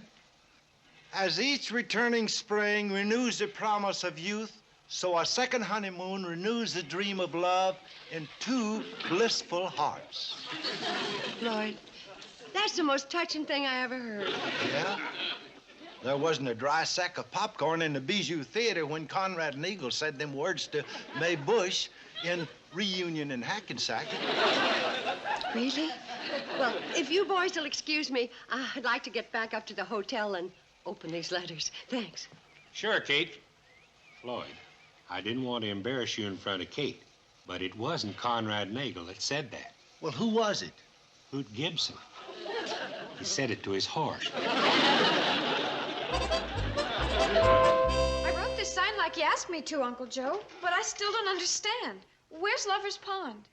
What's the matter with you, girl? Lover's Pond's out back. We want the place to look romantic, don't we? What if we put out a sign with the real name, Scully Swamp? How's this, Uncle Joe?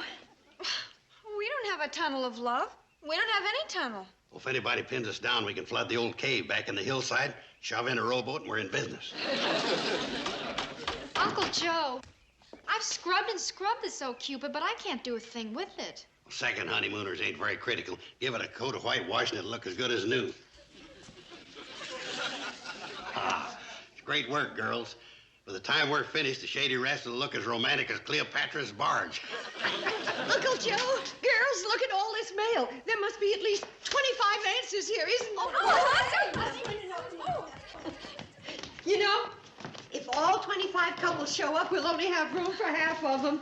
Oh, well, we'll give Niagara Falls a break and send them our leftovers. Here, girls, we've got to figure out how many couples we're going to have. Now then, we will put the yes answers here and the no answers here. Ain't gonna be no answers. Here's an answer from Walter and Elsie Shepherd. Oh. Here's number one. They can't come. He can't get away from his business at this time. Here's another no. Oh, this is a no, too. Well, that don't mean nothing. 3 out of 3 turn downs ain't nothing to get shook up about. How does 4 out of 4 affect your nervous system? Oh, here's one that isn't a no. It's marked address unknown. You're all just a bunch of chicks, that's all. Let me open one. I'll change your luck.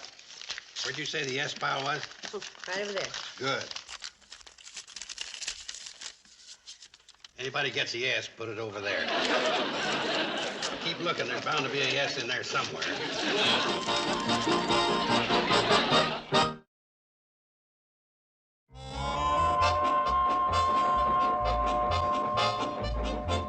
Well, here come our guests. Both of them. I guess we shouldn't complain. Things could have been worse. How do you figure? Every one of the couples we invited turned us down. Well, at the rate those letters were coming in, we're lucky the first couple didn't cancel. At least they're coming. I still think it's a good idea. Uncle Joe, you have wonderful ideas. It's just that we can't afford them. Now, those couples that turned us down don't know what they're missing. They will when they see the pictures I'm going to send. What picture? Pictures of the fun the Andersons are having on their second honeymoon. When the others see them, they'll want to break down the doors to get in. Oh, well, I sure hope our guests have fun.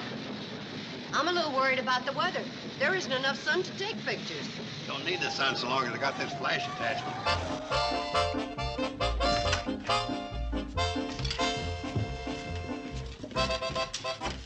Come your guests, Kate. Oh, Mrs. and Mrs. Anderson, welcome back to the Shady Rest. Hello, Mrs. Bradley. How are you? Hello, Mrs. Bradley. Hello. Get out of the way, Floyd. I want to get a picture of the Andersons getting off the train. Now, don't move a muscle. This is just the beginning, folks. I'm going to capture every golden moment of your honeymoon. Now, get the luggage, Floyd. Yes, sir, this is going to be a time you'll never forget. Oh, Mrs. Bradley, surely these young ladies can't be those types. Yes, They don't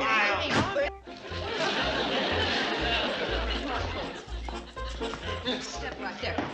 Step. Why, this hotel is more charming than I remembered. It's really just... No, it's a sign right here. Now, hold it, Kate. And now smile. Not you, numbskull. I'm talking to Kate. All right, now let's try it again. Concern it, how can I get a clear picture if you keep moving that spoon? Well, hurry it up. I don't want my batter to settle. Well, if you don't stop stirring, it's going to look like your arm's got 14 elbows.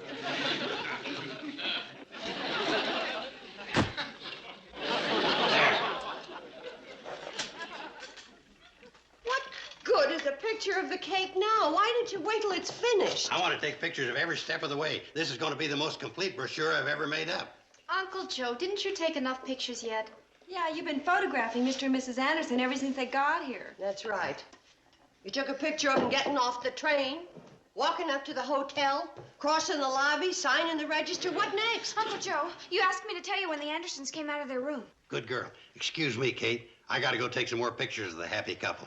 I hope they ain't wasting their time enjoying themselves before I get there. You're not going anywhere except to the wood pile. Betty Joe, you run along with your uncle and take some pictures of him chopping wood. Well, Kate, there's no market of a picture of me chopping wood. Oh, yes, there is. I can sell them to Outlandish Adventure magazine. They feature fantasy.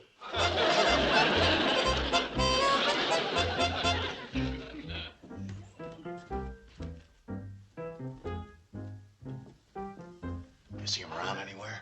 No. Good, let's go for a walk while the coast is still clear, huh? Hi. Oh, hi, Billy Joe. I'm Betty Joe. Oh, my goodness. Well, you girls have all changed so much. Yes. She resembles her mother, don't you think, dear? Can we get a little smile there? We want you looking happy. I think she favors her uncle.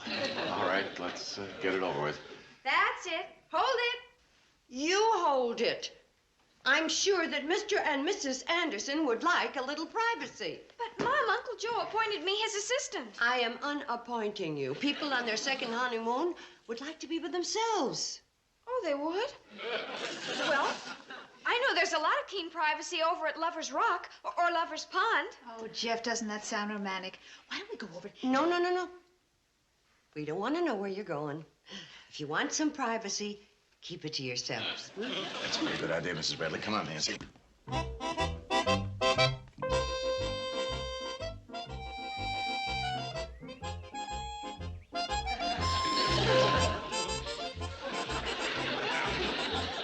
Oh, boy. We better get out of here. Please, honey, I gotta rest just a minute, please. Okay. Say, if I remember correctly, the brook was over in that direction somewhere. Oh, my. Imagine you're remembering after 10 years' time. How could I forget, darling? Come on. Here. Shh. Listen. Come on.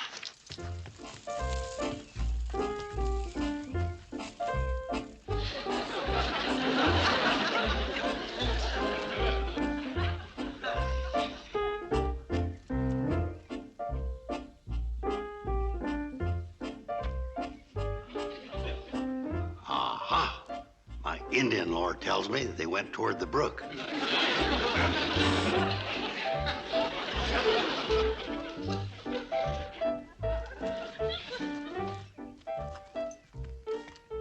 We'll try to get to the brook later. Yeah. Come on, darling. I wonder where they are now. The Andersons? Right now, their second honeymoon is renewing the dream of love in two blissful hearts. Gee, Mom, that's just beautiful.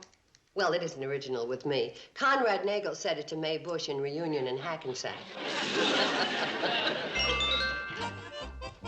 Feel like we've walked 500 miles. Can we sit down just for a minute, huh? Sure. Oh, Jeff, I'm sorry. This is all my fault. I should never have suggested we come back here for our second honeymoon. Well, I can't let you take all the blame. After all, I thought it was a wonderful idea, too. It's just that we didn't count on all this, running around. Hey. Hey, I think we better get back. I don't like the looks of the weather. Yeah. You know, Mrs. Bradley was saying how unpredictable the weather is this time of year. Oh? Jeff, do you remember the first storm we were caught out in together? Yeah, all that thunder and lightning. Honey, you never told anybody what really happened, did you? Oh, of course not, darling. Well, there's nothing to be ashamed of. After all, lots of people are afraid of thunder and lightning and rush into someone's arms for protection. You know, 10 years ago, I was happy I was the girl you found. I still am. I'm happy I found you, too. And I'm happy I found the both of you. Well, no, there are no connections back home until tomorrow. But why do you want to leave? Well, I'm sorry, Mrs. Bradley, but well, our second honeymoon isn't turning out exactly the way we planned. It's just that we didn't expect to run into a mad photographer. I get more rest at home when I'm cooking, cleaning, and taking care of my 5 children. Look, to make up for your bother, we won't charge you up until now. So why don't you two go and relax for a while? Tonight, we're giving you an anniversary party. Oh, well, that's very sweet. Oh, I'm terribly sorry we had to complain. No, you were right. You were right. I promise you, no more picture taking. And if a camera bug shows up, I'll step on it.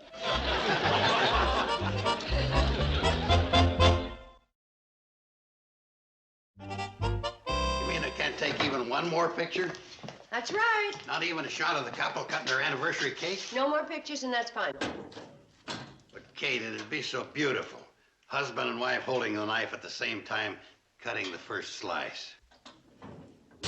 Uncle Joe, if you take any more pictures, the first slice they cut won't be cake. It'll be you. Kate, how can I have a complete brochure if I don't have... Uncle Joe, listen to me.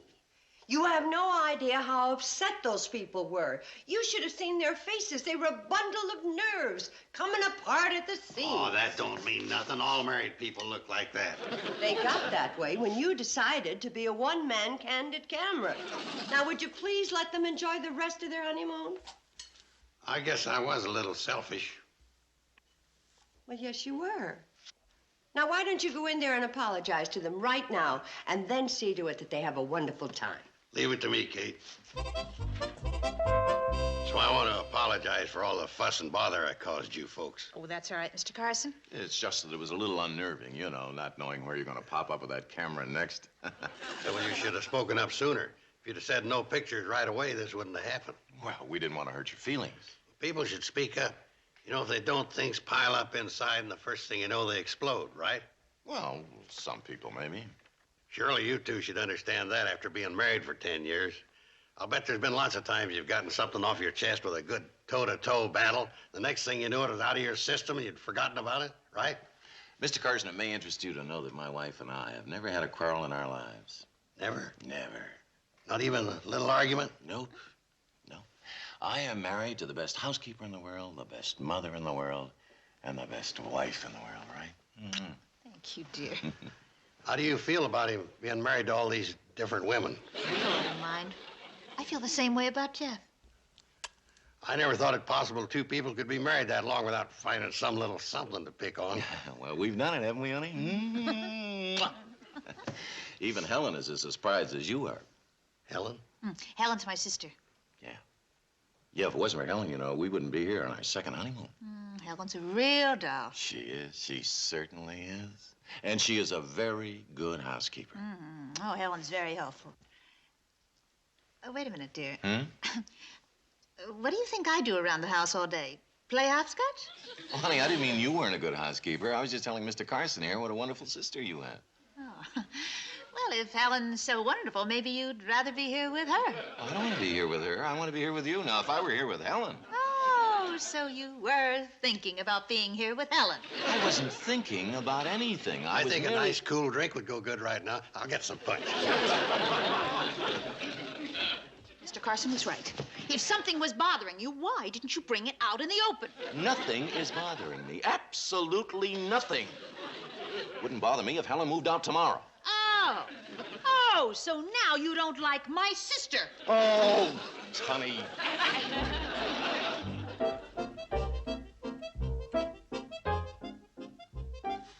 Gee, it looks lovely, Mom. I'm glad. I wanted it to match the beauty of their marriage. They're a very devoted couple. Well, it seems like 20 years to me, too. Just cool that. You can find yourself a separate room to sleep in tonight. Well, that's fine with me. Fine with me. I better get upstairs and get my things before you burn.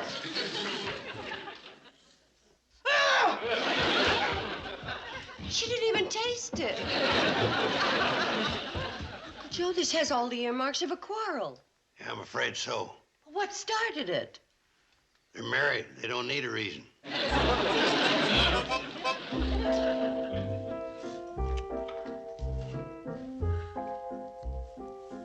Now then, take that up to Mrs. Anderson in her room, and this up to Mr. Anderson in his room. Poor people. And to think they came here to celebrate 10 years of happy married life together. And they could have been married another 50 years had they not run into 185 pounds of bad luck. Mrs. Anderson took her dinner in her room and she won't come out. Mr. Anderson, too. He won't come out for fear of running into his wife. Doesn't it break your heart? If only there were some way to get them into each other's arms again. Kate! Whatever it is, I don't want to hear it. You've caused enough trouble. Come with me, Uncle Joe. Uncle Joe, I asked you to put that aluminum in the tool shed. Kate, I thought you were fond of me. Well, I am, but what's that got to do with anything? You know how great a conductor of electricity aluminum is. What if I should get struck by lightning? It'd go up like a crepe Suzette. Uncle Joe, that isn't going to work. Uncle Joe, must you be so noisy? You sound like a thunderstorm. Thunderstorm? Kate, you've done it again. I'll be a monkey's uncle if you didn't come up with the answer. I did? You come up with a sure way of getting that couple back in each other's arms. I don't know what I did, but I'm sure glad I did what I did. What'd I do? It reminded me of what Jeff Anderson told his wife this afternoon out in the woods. What'd you say? Well, they were talking about one time they got lost in a storm out in the woods together. Yes, what about it? Well, she said she hoped he'd never tell anybody what happened. And he said she shouldn't be ashamed of a thing like that. Thing like what? Well, he said that lots of people ran into each other's arms when they heard thunder and lightning. Oh, you mean if there's a thunder and lightning storm tonight, she might run into his arms? That's exactly what I mean. Yeah, well, we're out of luck because the radio said that the storm headed this way has changed its course. Oh, what do they know? It's gonna storm, all right. I can feel it clear down to my lumbago. Uncle Joe, the lumbago isn't going to work either. To the tool shed. You flagged the cannonball just to tell us that dumb idea? All right, Charlie, if you don't want to help Floyd and me, you don't need to, right, Floyd? Yeah. Help us what? Like I told you, create a big thunder and lightning storm for the newlyweds. You mean you and me? Two ordinary human beings gonna create a thunder and lightning storm?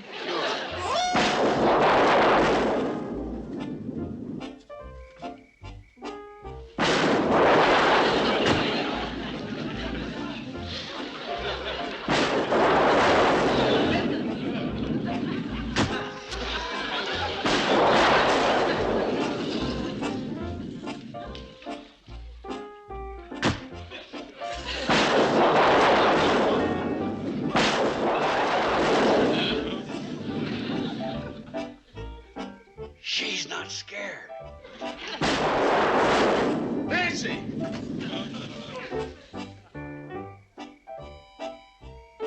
Nancy?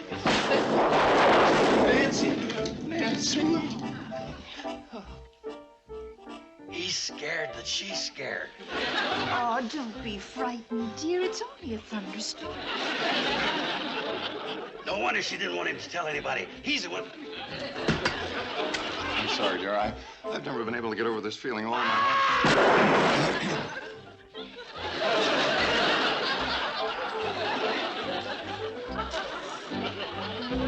Uncle Joe, if I were you, I'd give up thunderstorms and specialize in light drizzle.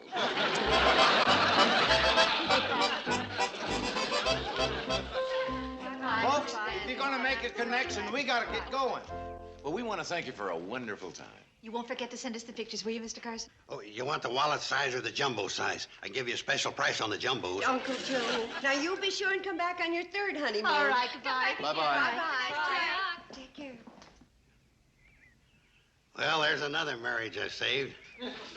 How do you figure that? They were building up all those little grievances against each other for years, weren't they?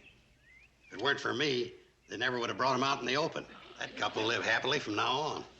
And you take credit for that? I planned the whole thing. I figured it's one of the best business propositions I ever thought of. We'll have all these old married couples out here for one grand battle. Get everything out of their system. Uncle Joe, you make marriage sound like it was Custer's last stand.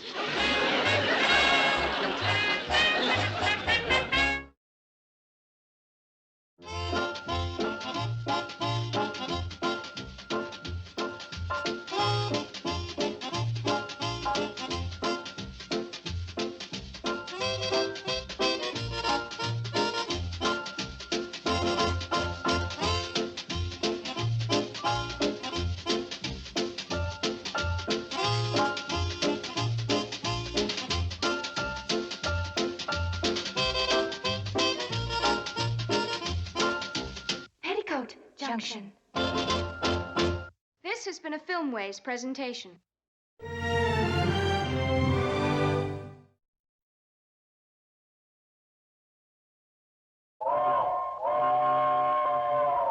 Come ride the little train that is rolling down the tracks to the junction.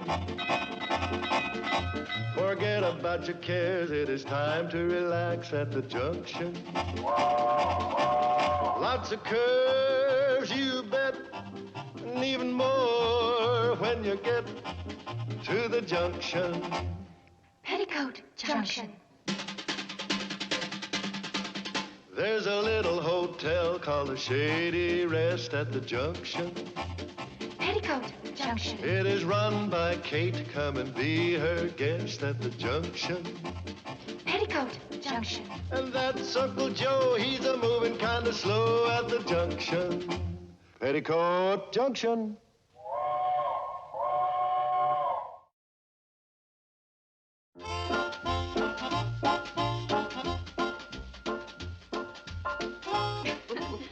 Well, I've got a few questions to ask the girls. What do you want out of this catalog?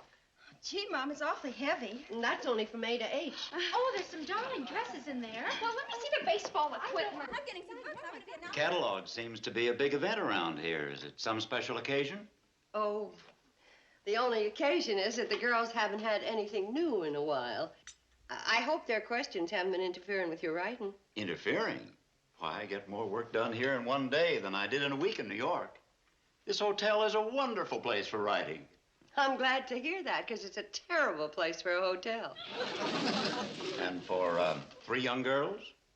Have you ever seen 3 happier girls? No, nor 3 prettier or brighter girls. Thank you.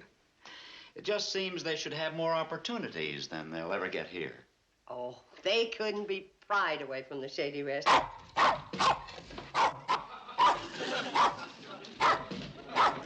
There's nobody in New York can announce trains better than that little fellow.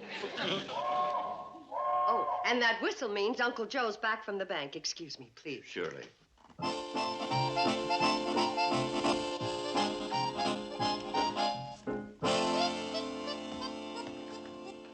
Uncle Joe, you mean Mr. Gurney wouldn't... He said he was sorry, but he was running a bank, and it just wouldn't be good business. But But lending money is a bank's business, and I've always paid the interest on time. Well, it wasn't the interest he was principally interested in.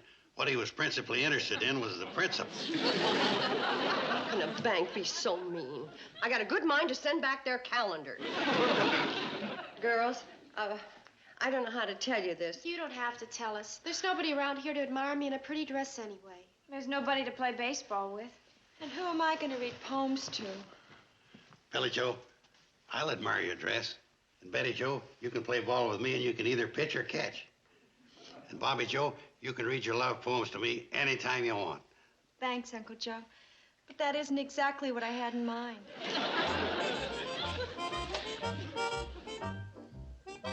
I see what she means, but I'm the best I got to offer. No, it isn't fair to the girls. Maybe we ought to move somewhere where there's more teenagers like themselves. Move? How can we afford to move when we can't even afford to stay? Well, don't worry, Kate. Once I put my brain to the grindstone. No wonder Mr. Gurney turned you down. You forgot to give him the rhubarb pie I baked for him. The nerve of him. You mean he ate my pie and then turned down the loan? No, Kate. First he turned down the loan, then he ate the pie. He's got more crust in the pie. Why should I blame him? The truth of the matter is that I've never made a go of this hotel, and sometimes I wish I could get rid of it. Is there any more of this? How can you think of eating at a time like this? When I'm frustrated, I eat. From the looks of you, your life has been one long frustration.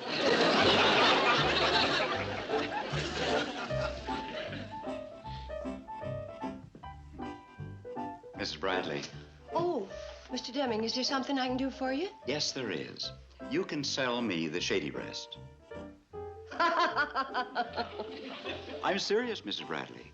I'd like to buy the Shady Rest. I've been thinking about it all week.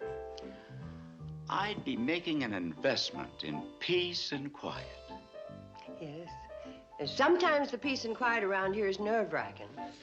Besides, it hasn't been very profitable. It would be to me. The way I can work here, why, it would pay for itself in no time. You and the girls could move to the city where they belong. Girls would never be happy away from here. Mrs. Bradley, are you sure of that? Mothers know their daughters. I remember when I was their age, I would... Come to think of it, I'm not so sure. Sell the Shady Rest? I know it's sudden, but you think it over.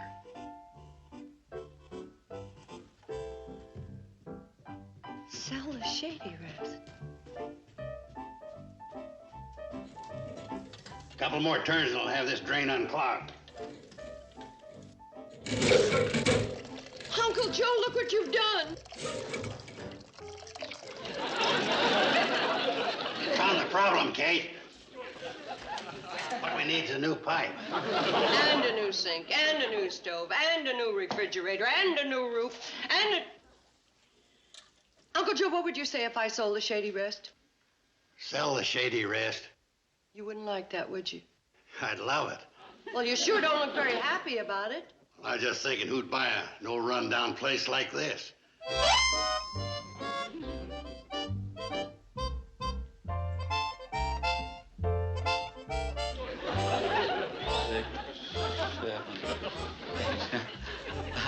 I'm just getting an idea of the size of the lobby. You know, figuring how I'd remodel it if I owned the hotel. Oh. Did you say own the hotel? That's right. You'd be interested in buying this rundown? You'd be interested in buying the Shady Rest? I sure would.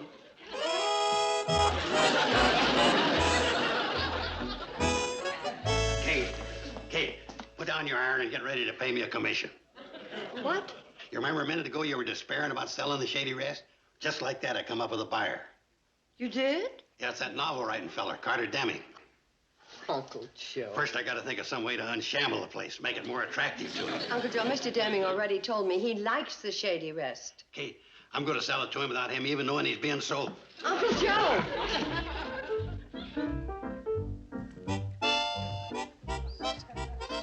Mr. Deming, had me fooled. I really thought you was one of them riders. I beg your pardon? Oh, come on now. I know why you want to buy this property. You're one of them archaeologists. Archaeologists? Sure. You know about the big oil field under this property. I think you mean geologists. What's geologists? They're interested in rocks. Oh, and you know about the diamond mine, too. No, Mr. Carson. I'm not interested in oil wells or diamond mines. Then you must have found out about the healthful atmosphere here. Doggone it, I let that slip out. Mr. Deming, I hope you'll forget I said that. I hope you'll forget we got the healthiest atmosphere in the world. Birds with chests out to here. Man could live to be 100 and feel like a pup all the time. How's that for 96 years old? Pardon me, Nijinsky. Would you pirouette out to the woodshed and bring back an armload of kindling?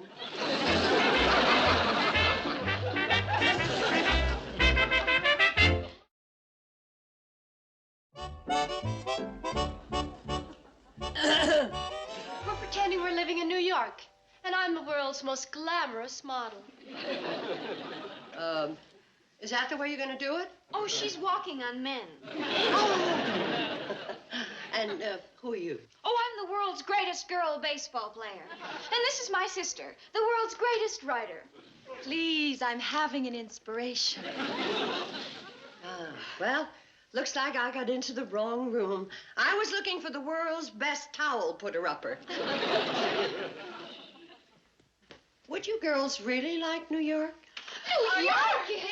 Oh, Mom, it's fabulous. And Betty should know. She spent almost a week there. There is no question about it. New York is the most exciting city in the world. What other exciting cities have you seen? Well, we practically flew right over Philadelphia. Just wait till I show you New York.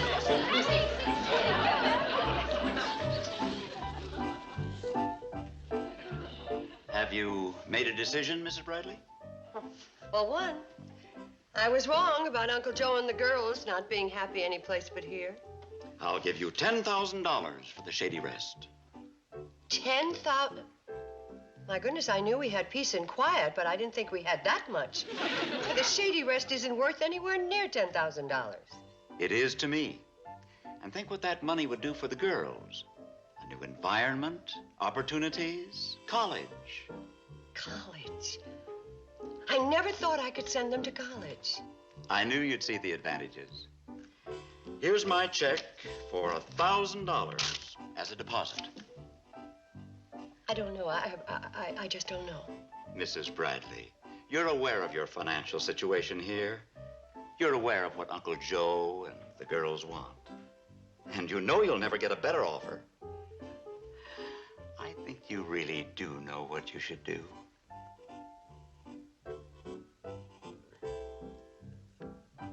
It's a deal, then. And no backing out now. No backing out. You shouldn't have embarrassed me in front of Mr. Deming. I was just telling him how healthful it is here. It's part of my sly selling tactics. Uncle Joe, I've sold the Shady Rest. Sure you will with me working on Deming. Sold it? To Mr. Deming. Didn't I tell you I'd do it? My sly tactics worked out even faster than I expected. Now all me and him's got to do is sit down and work out the financial details. The hotel is sold. $1,000? Haven't I told you to leave business to me? I could have got you $2,000. That's just the deposit. Mr. Deming paid $10,000 for the hotel. Huh? $10,000. Now, don't let on to the girls. I want to tell them myself. And after dinner will be a good time. Do you go to Madison Square Garden? Have you ever been to a fashion show? Do you think I'm pretty enough to be a New York model? I'll answer those questions later on. Right now, I've got to get back to work. That's right. Let Mr. Deming go.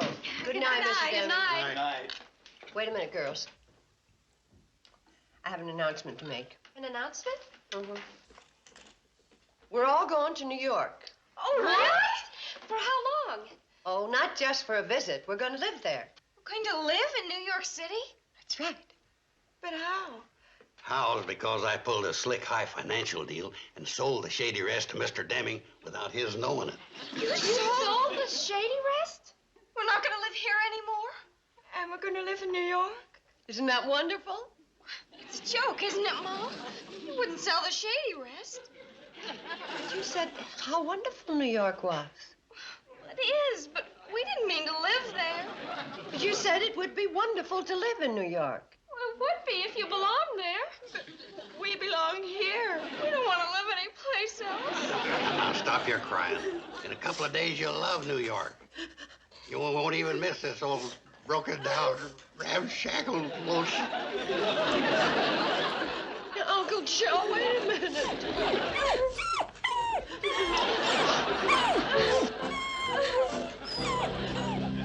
Kate, I've been thinking, we gotta cancel out New York.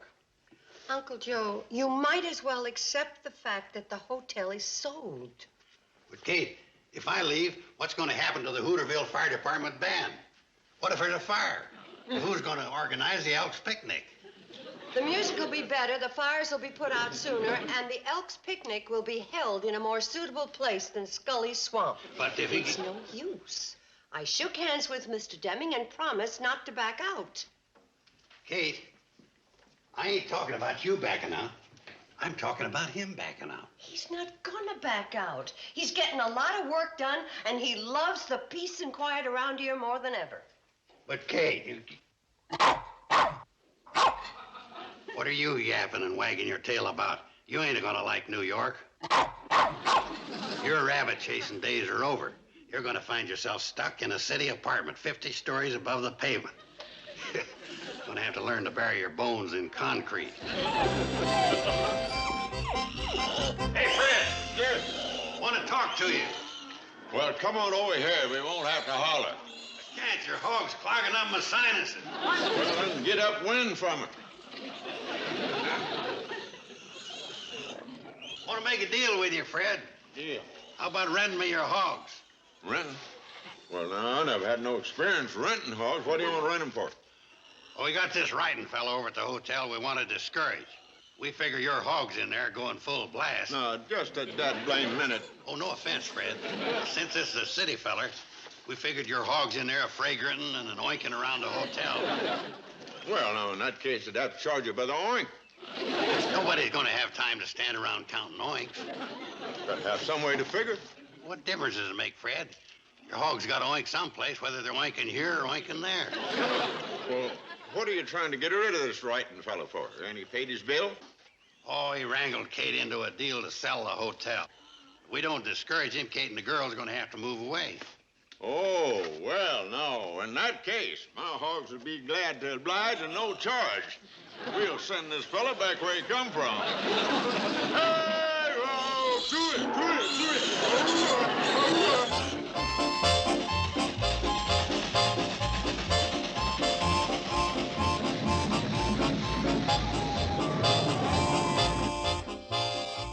Come on, boys, hurry it up, hurry it up. Let's go.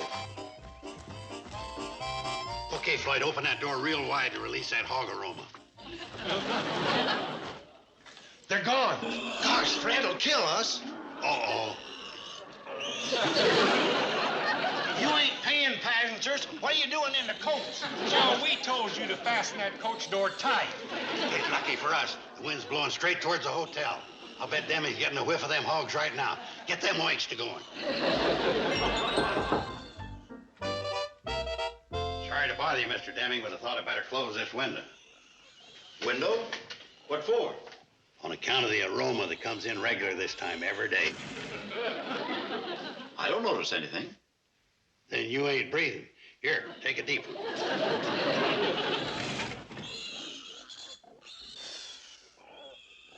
I gotta be honest with you. The way the Cannonball's scheduled, they're gonna have to park a carload of them hogs here every day. Ah, the smell of the country. But a wonderful relief after breathing in those exhaust fumes in New York.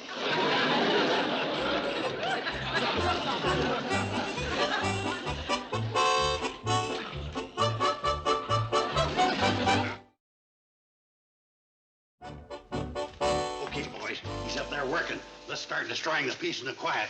All right, which one should we destroy first? We don't destroy the cannonball. Don't be selfish. You don't want Kate and the girls to go away to New York, do you? No. Then stop yapping and start whacking.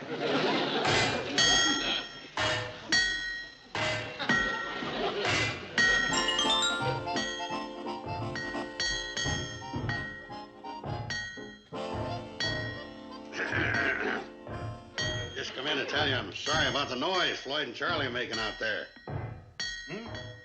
I say I'm sorry about the noise Charlie and Floyd are making out there. Oh, that's all right. Now, you know how it is with an old locomotive like the Cannonball. It's got to be worked on all the time. Mm-hmm. Guess so.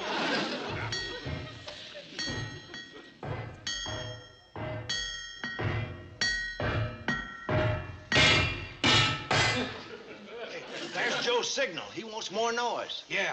You keep on with the hammer and I'll add some extras.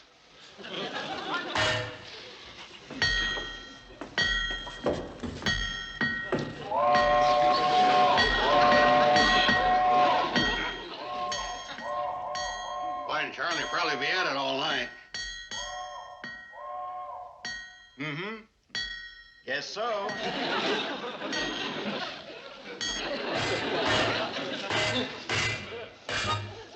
Girls, you're not eating breakfast. We're kind of tired. We didn't get any sleep last night. Who did? Boy, what a racket. You'd think Charlie and Floyd would have picked a better time to fix the cannonball. That's no way to talk. The boys worked all night so you and the other kids could get to school on time. Good morning, everybody. Good morning, Mr. Dillon. Ah, smells good and looks good.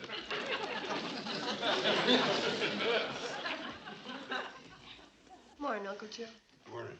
Morning. You look pretty good, considering. Considering what, Mr. Carson? Considering the sleep you didn't get on account of the boys working on the locomotive. Didn't bother me a bit. Slept like a baby. After living in a noisy place like New York, nothing keeps me awake.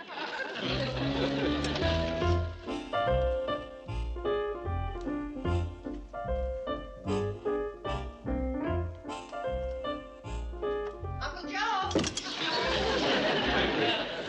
I just had an interesting talk with Floyd and Charlie, and what have you got behind your back?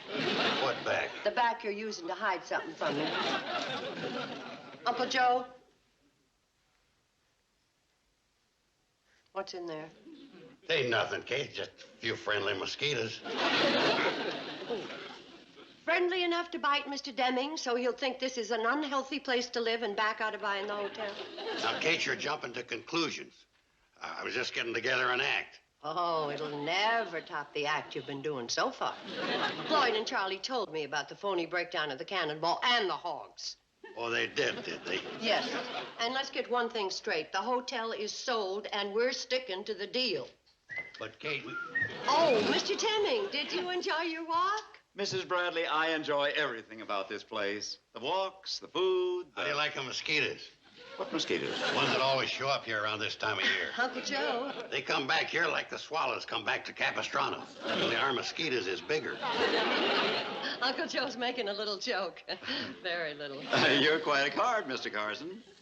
I'm going to miss you. And soon. He's gone into town to pick up the deed to the hotel, which reminds me. Girls. Yes, Mom? You better go along with Uncle Joe and keep an eye on him. I better go along and keep an eye on you. And you better come along and keep an eye on me. Oh, and Mr. Deming, you better... No, thanks. All I want to do is get at the next chapter of my novel. Well,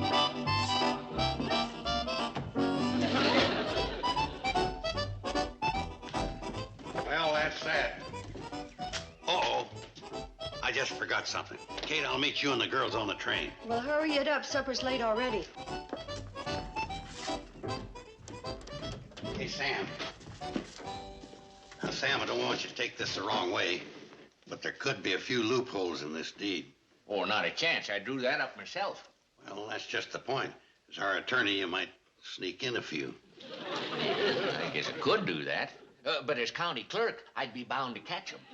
You might not notice them. Bound to. And as sheriff, I'd have to arrest myself. Well, as county judge, you could give yourself a real light sentence. You know what you've just tried to do? You've just attempted to bribe 4 county officials to do something illegal. All right, I'm a reasonable man. We'll do it legal then. Look it up in the book. All right, I'll get my do-it-yourself Blackstone.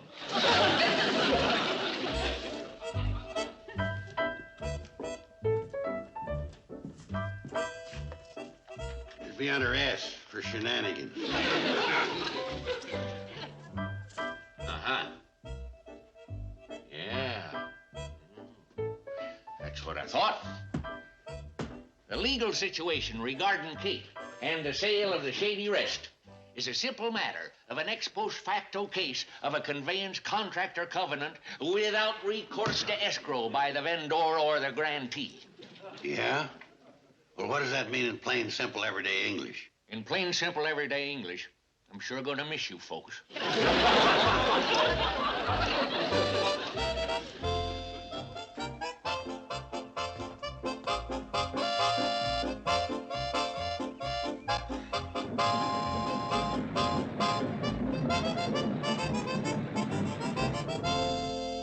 I thought you'd never get back. Well, it took us a little longer than we figured. You must be starved.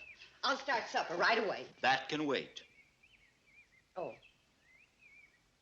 Well, here's your deed. Mrs. Bradley, I'm going to be very direct. I'd like to back out of our deal. You mean you don't want to buy the Shady Rest? I'm sorry, I really wanted to. But I haven't written a dozen words since you left. I couldn't. The place has been like a big empty barn.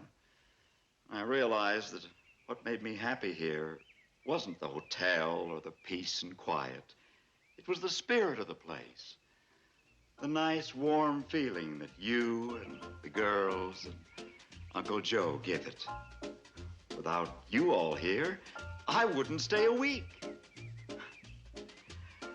I hope you're not disappointed. Disappointed?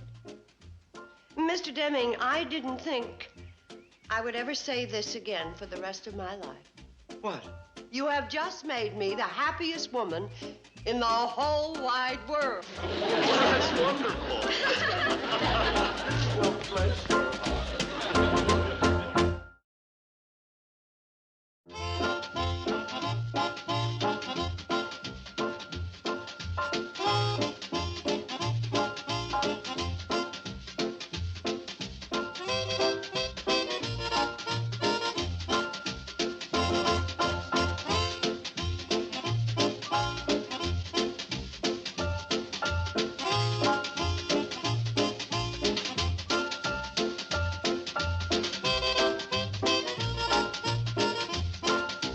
Petticoat Junction. This has been a Filmways presentation.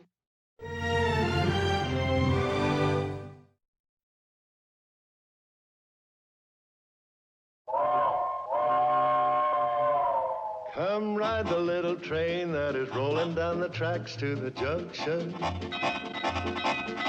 Forget about your cares, it is time to relax at the junction. Lots of curves, you bet, and even more when you get to the junction.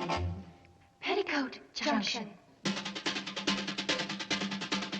There's a little hotel called the Shady Rest at the junction. Petticoat Junction. It is run by Kate. Come and be her guest at the junction. Petticoat Junction. And that's Uncle Joe. He's a moving kind of slow at the junction. Petticoat Junction.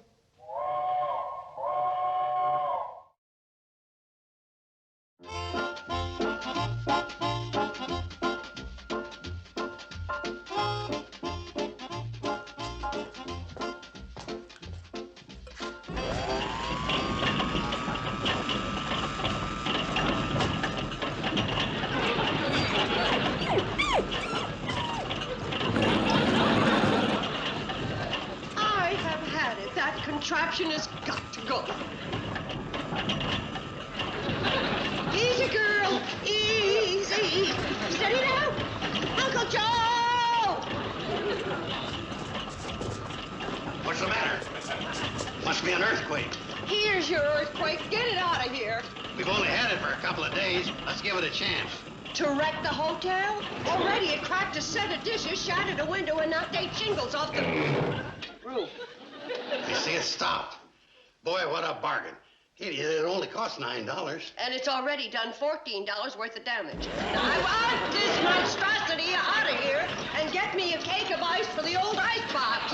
Kate, you don't think modern. What do you want an outmoded old icebox for? We can have this fancy deluxe all-electric type refrigerator. It isn't going to work, Uncle Joe. What isn't going to work? Your idea getting out of work.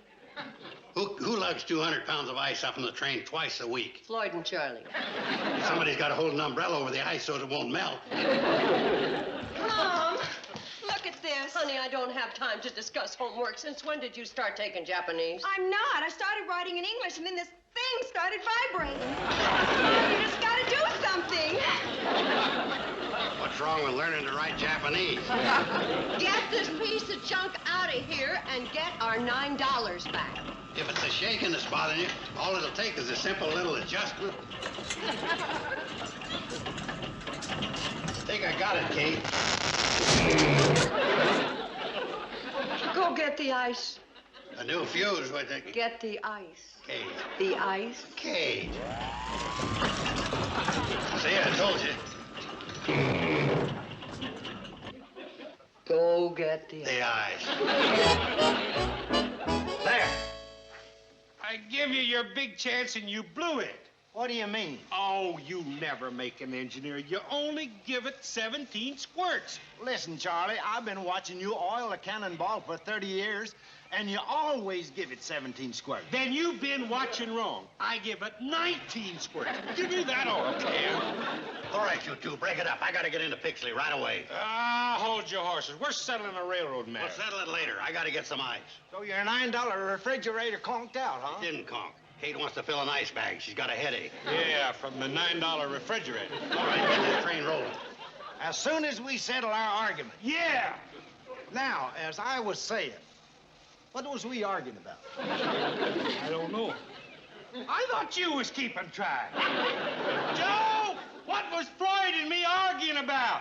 Listen, you overstuffed throttle bender. If you don't get me into Pixley, you won't have to wonder what you're arguing about. Listen here, Joe Carson. You can't talk to Charlie that way. Come on, Charlie. Don't mind him. Okay, Floyd.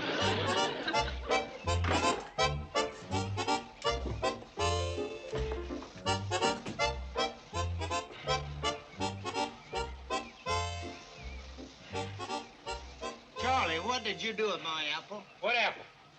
The one I put right there. I didn't take your old apple. I put an apple there and it's gone. And it couldn't have walked away. Are you calling me a liar? I ain't calling you a liar. Maybe your memory's shot from old age? There's nothing wrong with my memory. You made that same false accusation back on July the 18th, 1953. I did not. Yes, you did. That's the day you accused me of stealing your blueberry pie. You turned up back in the coach with Mrs. Gunnarsson sitting on it. That was July the 23rd, and it wasn't blueberry, it was cherry. And besides that, it was set on by Mrs. Norton. That was your responsibility. I just don't like anybody messing up my train. Your train? What do you mean, your train? Well, I'm the engineer. Well, I'm the conductor. And I'm the passenger. You stay out of this. I got to get Kate some ice. This train don't move until I say so. What do you mean till you say so? Says who? Says me. Who said? I said. So's your old man. Says who? Who said? I said. Darn refrigerator. Couldn't have broken one of my everyday pieces. No. Had to be one of my good ones. Now, a few more minutes. This glue will hold. And it'll be good as new. Kate, Kate. Uncle Joe, don't smash Well, there goes a half hour's work ruined. I thought you were on your way to Pixley. Well, I was. Then I got on the train, and then I wasn't. Look, Uncle Joe, I am in no mood for riddles. Now, what's that all about? Oh, Charlie and Floyd, they got into some kind of a fathead argument about who was boss. Well, didn't you tell them why you had to get to Pixley? Yeah, but it didn't do no good. They're steamed up like 2 clams in a Turkish bath. Well, maybe I can calm them down. Well, they're all yours. They're out on the front porch. Oh.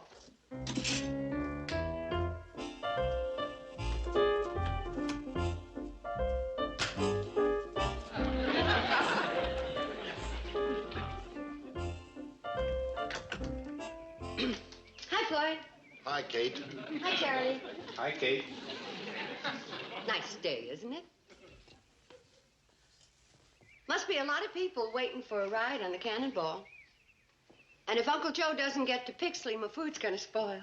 Kate, Yes, Charlie? would you please ask my pig-headed assistants to go rock someplace else? Sure. And you can tell that pot-bellied rhinoceros that this is a free country and I rock wherever I darn please. See? Rock. Yeah, well, I'm rocking right back at you, see? You know, boys, this is ridiculous.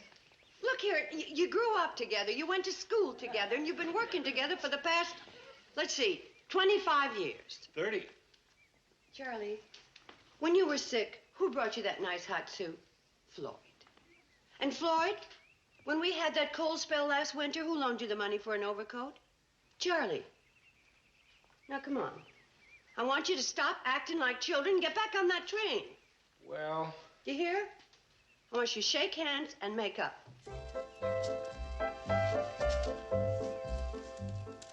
That's nice. Now you're friends again. Uncle Joe? Yeah, Kate. You can go fetch the ice now. Charlie and Floyd just made up. Oh.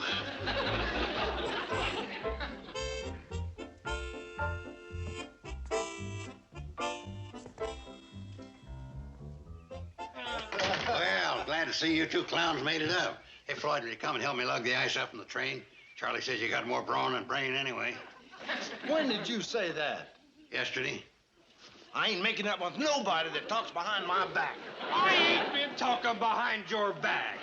I didn't know he was such a sorehead. Oh, yeah, and I've been putting up with this for 30 years.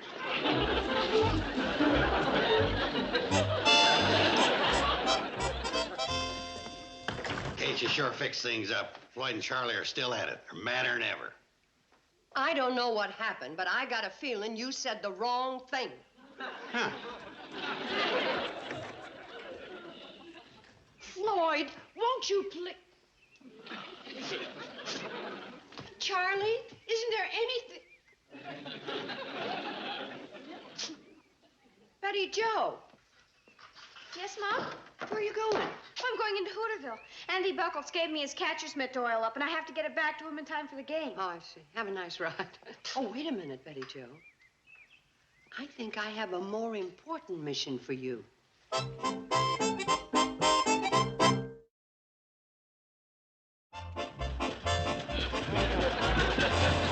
Whatever it is, Betty Joe, it must be important. Oh, it is! The crew of the Cannonball's having a mutiny on the front porch. Well, there must be more. As soon as I catch my breath. You see, Charlie thinks he's the boss of the Cannonball because he's the engineer. And Floyd thinks he's the boss of the Cannonball because he's the conductor. My Mom had everything settled. And then Uncle Joe stirred them all up again. You see, he was on his way for ice when the refrigerator plumped out. And then... Never mind. I'll find out when I get there.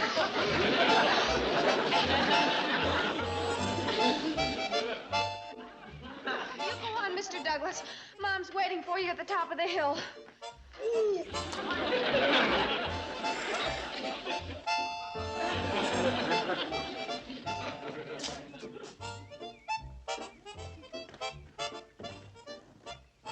Boys, you know Mr. Douglas. Certainly, Mr. Pratt, Mr. Smoot. Hi. Mr. Douglas is a lawyer. Yeah, we know. And we know why you brought him here, Kate, to settle our argument. But we don't need no outside help. But boys... Kate, you shouldn't have brought him here.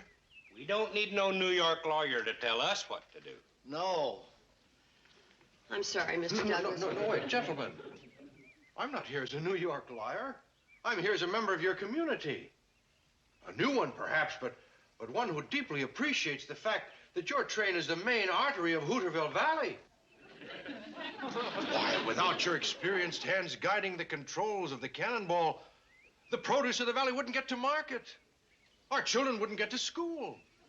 the entire economy of the valley would come to a grinding halt. Gee, never thought of it that way. Well, now, you're both reasonable men. There's a very simple way of solving who's boss, who's management, who's labor. You simply split up the week. Monday, Tuesday, Wednesday, you're the boss. Thursday, Friday, Saturday, you're the boss. And if anybody works on Sunday, you alternate. Today's Tuesday, ain't it? That's right, Charlie. Well, that makes me manager. All right, Floyd, get your hide on that cannonball and start to stoking that boiler. Well, Mr. Management, let me wish you the best of luck with your strike. What strike? Me.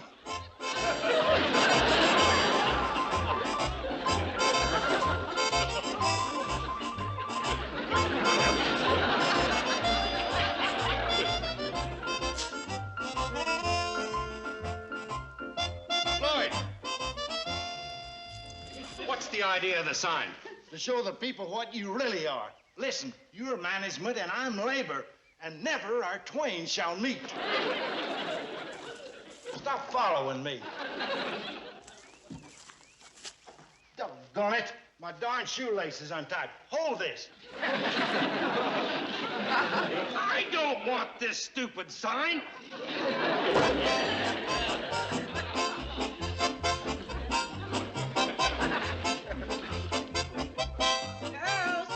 Girls, time for school. But, Mom, haven't you forgotten something? We can't go to school. Yeah, the good old cannonball isn't running. But the good old handcar is. Mom. Come on, into your clothes and on your way.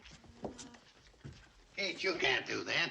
Make those girls pump that handcar 25 miles into school and 25 miles back. You're absolutely right. You can pump the handcar. And while you're in town, would you pick up some ice?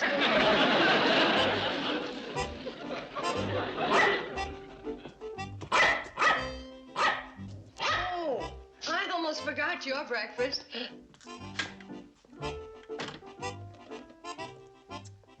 Not only is our food gonna spoil, but you are down to your last biscuit.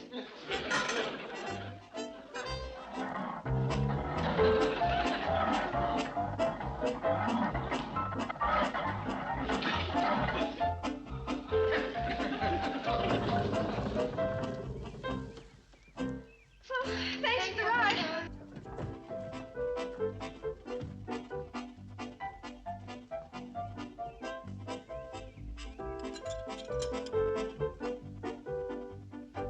Hey, give me a hand here, will you? Too puny, huh? Instead of wasting your time chasing cats, you should have studied to be a Saint Bernard.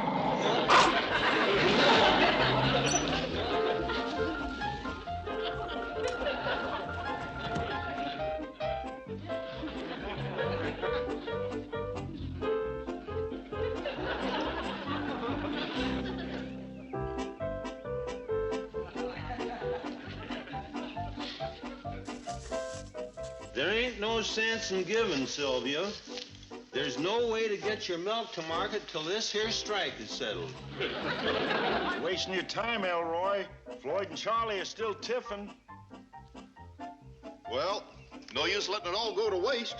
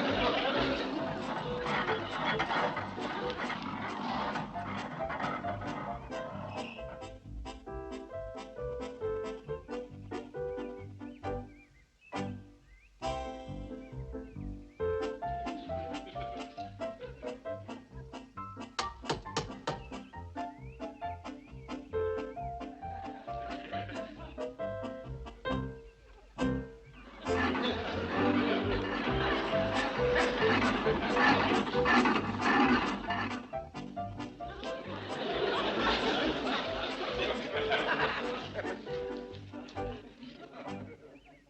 rally to settle a strike. That's a wonderful idea, Uncle Joe. I didn't know you were so civic-minded. Civic-minded nothing. Pumping that handcar reactivated my lumbago. Hey, I got these all over town. Mm-hmm. You forgot one detail. With the strike on, how are the people going to get out here? You're a good egg, Charlie. Bring me that fresh pair of socks when I was marching against you. Well, after all, didn't you give me your container of hot coffee so as I wouldn't freeze while I was watching you march? Yeah. Hi, Kate. Hi, Joe. Hi. How wonderful you boys made up. Yeah. You guys got a lot of nerve making up. Me wasting all this time painting the sign. Read it out loud, Charlie, so I'll know what it says. Giant Stop the Strike Rally. Shady Rest Hotel, 8 o'clock tonight. Put Charlie and Floyd back to work. So you got to him. Got to who? Joe. Everybody knows that the conductor's name comes before the engineer. Boys. This is Floyd the fireman, not the conductor, and everybody knows that the engineer comes before the fireman. Oh, yeah? Well, I guess you put your big paintbrush in it this time. You and your rally.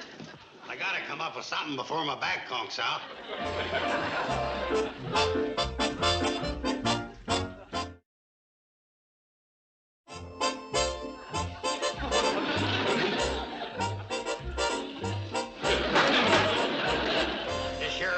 Is officially open.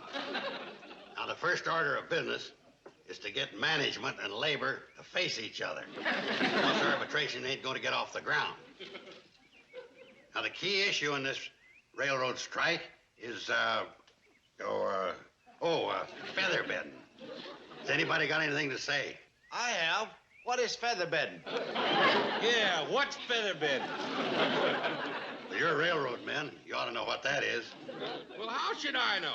We ain't got a Pullman on the cannonball. Oh, well, that clears that matter. We're really making progress, ain't we? My function is to reconcile the conflicting demands between management and labor. Now, which one of you is management? I am management. Well, which one of you is labor? Him. Hold it. I gotta look up one of them, what do you call it? Oh, precedents for a labor management dispute without labor. Okay, that settles that. Now let's get to the core of the matter. Core? Apple. Did you get it? Just a little joke to relieve the tension. It ain't no joke when a pig-headed engineer is too cheap to buy his own apple and has to steal mine. You got so much fat in your head, nothing gets through to you. I didn't steal your old apple, see? Please, boy. You're on progress in progress.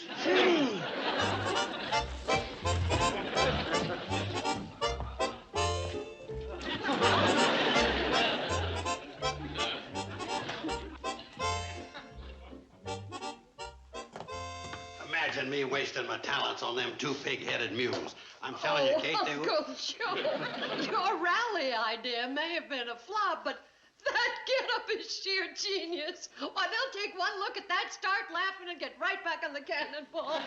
This is my arbitrating outfit. They've already seen it. Oh. I'm telling you, Kate, there's just no way to get to them. Uncle Joe, there's a way to get to everybody.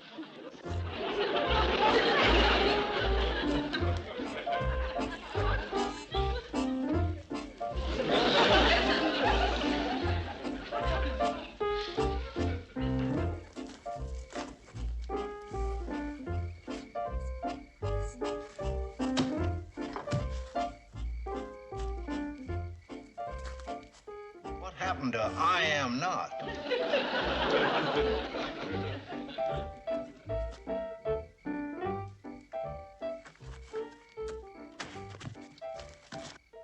Mighty nice of you to invite me to supper, Kate. Don't mention it. Come on in, Floyd.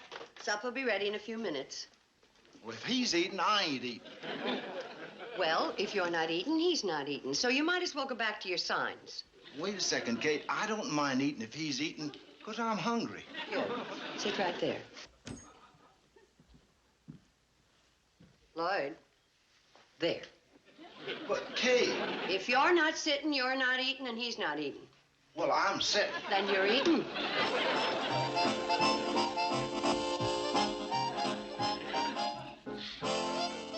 Hey, that's my seat you're sitting in. Kate told me to sit here. I don't care who told you. I'm the manager of the hotel, and that's my seat. You may be the manager, but Kate's the owner.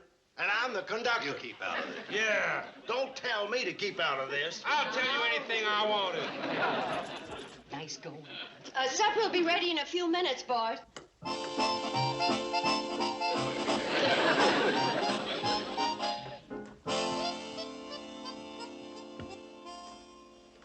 What are you doing? It's not done enough. Oh, I say it is. Look, I'm the oldest. I've got seniority. How are we doing, Kate? Just fine. Put the chicken over there. Just a minute, dear. Let everything come to a halt. It's time that people around this hotel learned who is boss, and that is final. And in you go.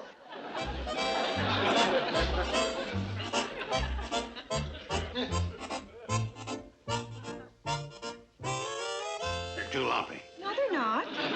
I'm the manager around here, no matter what anybody says. Here's your dessert. They haven't had supper. But they're hungry. Then don't give them apple pie, and apple started the whole thing. But they like apple pie. No, they don't. Yes, they do. Don't argue, I'm your mother. It's an age-old battle between management and labor. What does that mean? Means we're sitting, but we ain't eating. Floyd, you reckon they're trying to tell us something? Yeah, that the chicken ain't done and the potatoes are lumpy and we don't like apple pie. No, it's management and labor. It's us. It is? What have we been arguing about? I don't know. Well, what are we arguing for? I don't know. Well, why don't we stop? Hey! Yes? We're friends again. We sure are. Well, fine. Girls, bring in the lumpy potatoes, the underdone chicken, and what's left of the apple pie. Here you are, boys. Now we're sitting and eating. Yeah. Lots of those.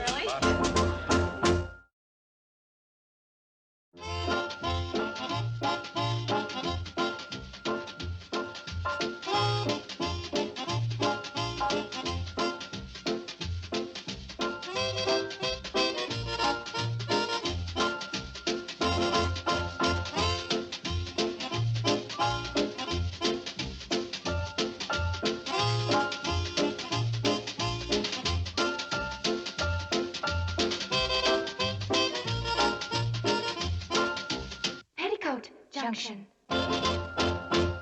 This has been a Filmways presentation.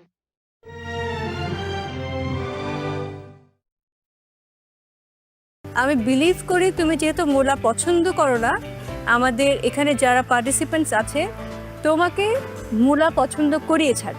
তো দেখা যাক কি হয়। আমি ওইটার জন্যই মানে আর থাকতে পারিনি যে আজকেই আমার আসতে হবে।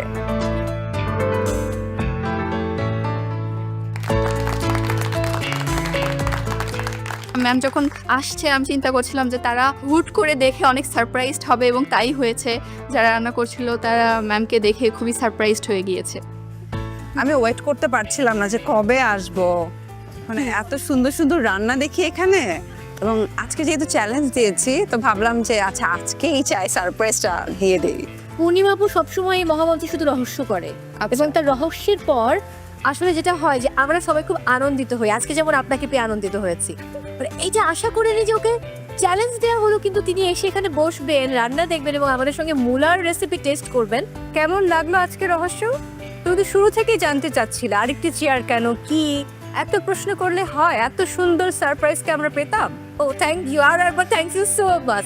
অনেক অনেক ধন্যবাদ নিন, তুমি এসেছো, আমরা সবাই খুব খুশি হয়েছি। এবং আমি বিলিভ করি তুমি যেহেতু মোলা পছন্দ করো না, আমাদের এখানে যারা পার্টিসিপেন্টস আছে তোমাকে মোলা পছন্দ করিয়ে ছাড়।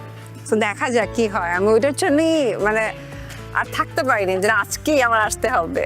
মিমাপু, এখানে যারা রয়েছেন তারা সবাই আমাদের বিজ্ঞ বিচারক, আপনি প্রত্যেককে চেনেন। কিন্তু আমার ডান দিকে যারা আছেন আমাদের 5 মেন্টরস, তারা খুবই ট্যালেন্টেড। আমি একটু তাদের সঙ্গে আপনাকে পরিচয় করাতে চাই। আমার ঠিক ডানে রয়েছেন নাদিয়া নাতাশা, তিনি সেরা রাঁধুনি 1427-এর ফার্স্ট রানার আপ। এরপর রয়েছেন সাদিয়া তাহের, তিনি সেরা রাঁধুনি 1427-এর চ্যাম্পিয়ন। ওকে।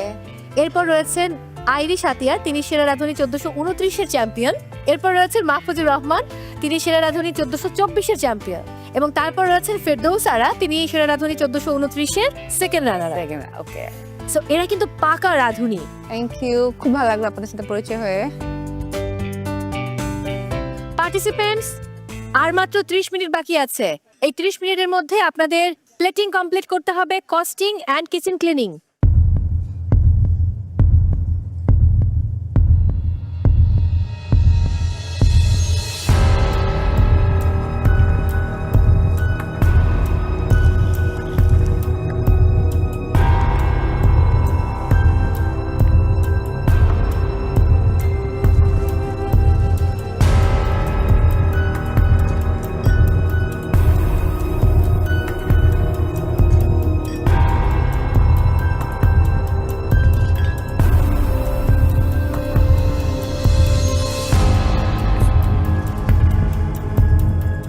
আজকে আমাদের মেইন ইনগ্রেডিয়েন্ট ছিল মূলা। 2টা ডিশ বানাতে হবে, আমি একটা সালাদ বানাচ্ছি আর একটা ডেজার্ট আইটেম বানাচ্ছি।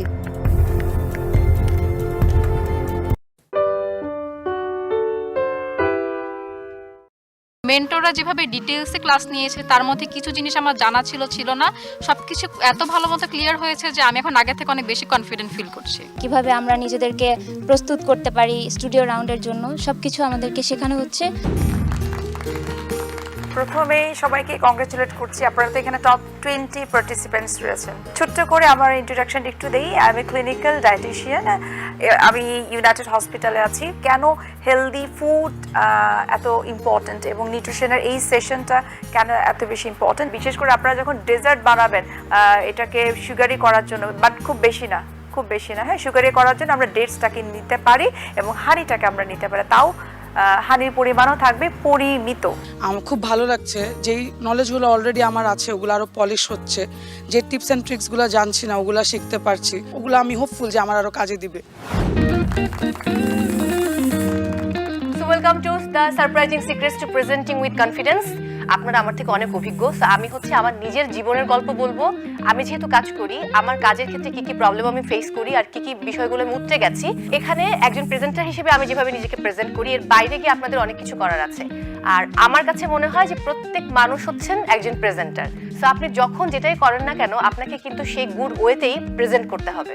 আজকে আমরা মৌসুমী মামাপুর গ্রুমিং ক্লাস করলাম, তো আমার কাছে মনে হয়েছে খাবার রান্না করা বা খাবার প্রেজেন্টেশনের পাশাপাশি eye contact, body movement, language, outfit, makeup সব কিছুরই একটা মিশ্রণ আছে, যেটা আজকে আমরা ক্লাসে শিখেছি। ওকে, নার্ভাস হয়ে গেছে না? সো এটা সবারই হয় অলমোস্ট, মানে এটা তো আসলে আপনি ইউজ টু না ক্যামেরার সামনে দাঁড়িয়ে কথা বলতে। লাইফস্টাইলের ব্যাপারটাও অনেক পরিবর্তন এসেছে, টাইম ম্যানেজমেন্ট থেকে শুরু করে কিভাবে আমরা নিজেদেরকে প্রস্তুত করতে পারি স্টুডিও রাউন্ডের জন্য, সব কিছু আমাদেরকে শেখানো হচ্ছে। আমরা ট্রেন আপ হচ্ছি অ্যান্ড স্টুডিও রাউন্ডে নিজেদের সেরাটা দেওয়ার জন্য নিজেদেরকে তৈরি করছি। একটা ব্যান্ডেজ দিন, এই প্রফেশনে হাত কাটবে, হাত পুড়বে, নার্ভাস হলে চলবে না, আমাদেরকে গেস্টকে সার্ভ করতেই হবে। লুবনা আপু ছিলেন 24-এর সপ্তম এবং তিনি যেভাবে ইন্টারন্যাশনাল কুজিনগুলো দেখিয়েছেন, শিখিয়েছেন এবং কিচেনে ছোটোখাটো দুর্ঘটনা হলে যে নিজেকে কিভাবে শান্ত রেখে কাজগুলো করতে হয় এবং সেটা যে তার কাজের মাঝে সেই ছাপটা আসে না, সেটা দেখিয়েছেন। আমাদের western full course menu ready, please আপনারা একজন একজন আসেন, এসে একটু টেস্ট করে যান। এটা অনেক মানসিক চাপের ব্যাপার, সেই চাপটা কিভাবে মুক্ত হতে হয়, কিভাবে নিজেকে শান্ত রেখে একটা পরিস্থিতিতে নিজের সবচেয়ে ভালো জিনিসটা বের করে আনা যায়, ওনার ক্লাস থেকে আমি সেটা শিখেছি। কেমন আছেন সবাই? Welcome to another session. Mainly tom yum স্যুপে টপিংসটা অ্যাকচুয়ালি অনেকটা নিজের উপর ডিপেন্ড করে। আপনি চাইলে কিন্তু মাশরুম স্কিপ করতে পারছেন। আর এর আগে কখনো আমার কুকিং ক্লাস করা হয়নি, তো মেন্টররা যেভাবে ডিটেলসে ক্লাস নিয়েছে তার মধ্যে কিছু জিনিস আমার জানা ছিল না, সবকিছু এত ভালো মতো ক্লিয়ার হয়েছে যে আমি এখন আগে থেকে অনেক বেশি কনফিডেন্ট ফিল করছি। আপনি যখন চেঞ্জ করে দিবেন ভেজিটেবলসটা, সেক্ষেত্রে কিন্তু নামটা চেঞ্জ হয়ে যাবে। Cream of. ওনারাও আমাদের জন্য অনেক কষ্ট করছেন এবং ওনাদের থেকে আমরা নতুন নতুন টেকনিক এবং আইডিয়া গুলো পাচ্ছি, যেগুলো আমরা আমাদের নেক্সট যে স্টুডিও রাউন্ড আছে সেগুলোতে আমরা কাজে লাগাবো। সেকেন্ডলি হচ্ছে যে এগুলো দেওয়া হবে আপনাদের চ্যালেঞ্জগুলো, সেগুলো তো আপনার উপরে বা পার্টিসিপেন্টদের উপর বেস করে না, এটা দেওয়া হবে আপনি গেস্টের জন্য কি করছেন।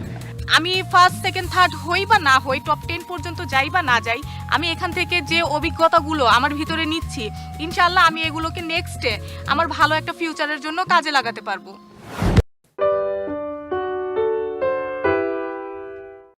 আমি আজকে বানিয়েছি ফিশ পায়লা।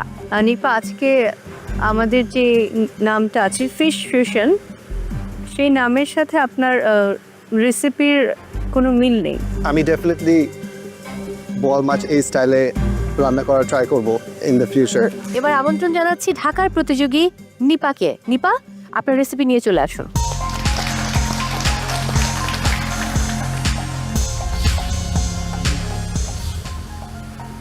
আমি আজকে বানিয়েছি ফিশ পায়লা। কি ফিশ ব্যবহার করেছো? আমি বোয়াল মাছটা ব্যবহার করেছি। ফিশ কোথায়? ফিশ ম্যাম আজ কোথায় আছে? ভিতরে? হ্যাঁ ম্যাম, এটা লেয়ার করেছেন? লেয়ার করে নিয়ে এভাবে আর কি দিয়ে দিয়েছি। ট্যাঙ্গি সসটা কি করে করেছেন? ট্যাঙ্গি সসটা আমি অরেঞ্জ, চেরি, মানে সুগার অ্যান্ড হচ্ছে হালকা একটু সয়া সস, ভিনেগার অ্যান্ড হচ্ছে রোস্টেড টমেটো দিয়ে করেছি। এটাও কি মেন্টর বলে দিয়েছিল সসের কাটিং? মেন্টর, হ্যাঁ আমার মেন্টর আমাকে বলেছে যে একটা মানে এটাকে ইনহ্যান্স করার জন্য একটা ট্যাঙ্গি টাইপসের সস রাখলে ভালো হবে। আপনার মেন্টর নাদিয়া নাতাশা? জি, নাদিয়া নাতাশা আপু, আপনি কি ট্যাঙ্গি সস করতে বলেছিলেন? আমি যখন ওকে বুঝিয়েছিলাম যে এটা এরকম একটা ফুল মিল, সে বলেছিল আমি একটা সস করতে চাই এর সাথে, আমি কি করতে পারবো? তা আমি বলেছিলাম এটার সাথে বেসিক্যালি সস সার্ভ করার দরকার নাই, কিন্তু সে বলছে আমি এটা সস করতে চাই এবং সেটা একটু সুইট বা ক্রিমি। তখন আমি বললাম যেহেতু আপনি করতেই চাচ্ছেন, যদি করেন, যেহেতু ফিশ, আপনি একটা লেমন বেস কোনো কিছু দিতে পারেন। কিন্তু সসটা মজা হয়েছে। ইনিশিয়ালি সে বলেছিল যে এটার সাথে সস যায় না, অ্যান্ড শি ইজ রাইট। সসটা আপনি করেছেন, that is your choice. By itself সসটা খেতে মজা। প্লেটিংটা আমার পছন্দ হয়নি। I think it's very messy, right? চ্যালেঞ্জটা ছিল আজকে ফিশ ফিউশন। পায়রাতে ফিশ খুঁজে পাওয়া যাচ্ছে না, you have to really look into it. সসটা ইয়েস ইট হেল্পস রাইসের সাথে খেতে, বাট সসটা ছাড়া যদি আমি খাই, পায়রাতে কোনো সিগনিফিকেন্ট কোনো ফ্লেভার্স নাই। নিপা, আজকে আমাদের যে নামটা আছে ফিশ ফিউশন, সেই নামের সাথে আপনার রেসিপির কোনো মিল নেই। কস্টিং আপনার ওভারঅল ঠিক আছে, 542 করে আপনি এই প্লেটটা সেল করছেন। কস্টিং ইজ ওকে, বাট এটা আপনি 542-তে সেল করতে পারবেন না রিয়েল লাইফে। Thank you.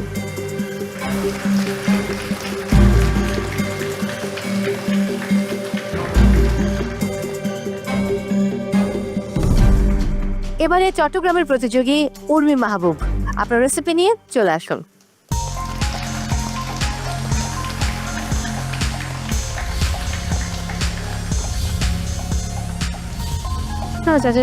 Hello, hi. Peruvian একটা কুইজিন, পেরিহো।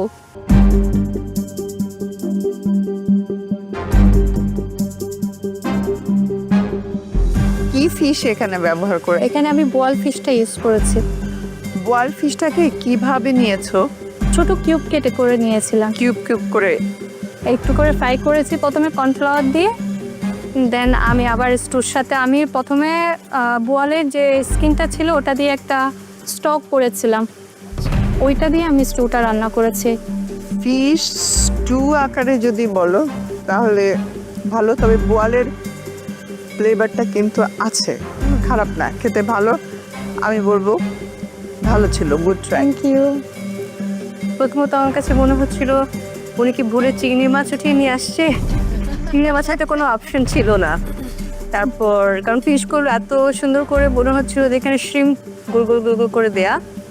তারপর যখন বোয়াল ফিশ বললেন আর এটা ফিউশন, তখন একটু কনফিউজ ছিলাম যে এবার মনে হয় হালকা হলেও স্মেল পাবো। মুখে দিয়ে বোয়াল ফিশ মনেই হয়নি আমার কাছে, যা মনে হচ্ছে ডিফারেন্ট কোনো ফিশ। খুবই ভালো, খুবই মজার। সেই সাথে আপনার ব্রেডের সাথে যে আপনার গার্লিক একটা অয়েল মনে হয় করেছেন, গার্লিক অয়েল ইয়া butter oil, kind of garlic ব্রেডের মতনই লাগছিল ওটার সাথে যখন মিক্স করে খাচ্ছি। So it's really nice. শুরু করি।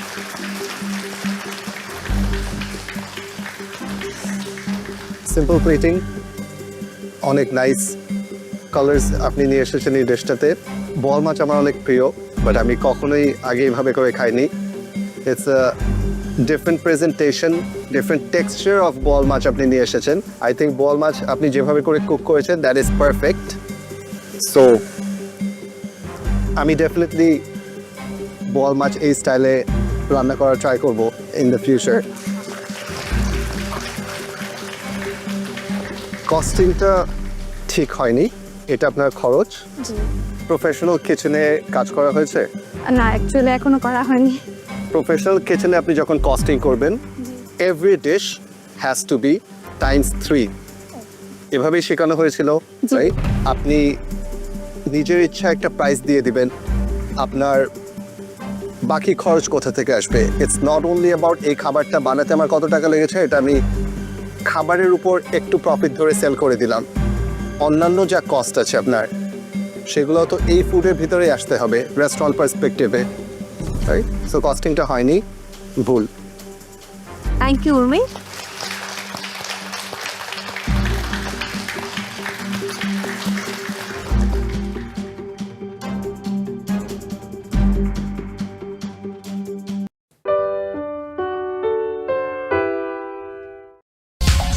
কচুর যে রুটটা আছে ওইটা দিয়ে ইলিশ মাছের একটা ঝোল, কচুর পাতা আর কচুর যে ডগাটা ছিল ডাটাটা, ওটা দিয়ে চিংড়ি মাছের সেমি গ্রেভির মতো একটা ঝোল, আর সাথে করেছি সাদা ভাত।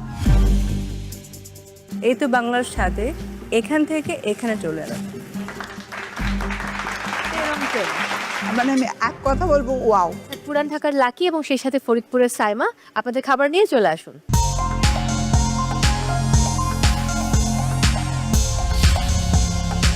আজকে বানিয়েছি সাদা ভাত, কচুরির ইলিশ মাছের পাতুরি আর কচু ঘোটা, সাথে কচু ভাজা।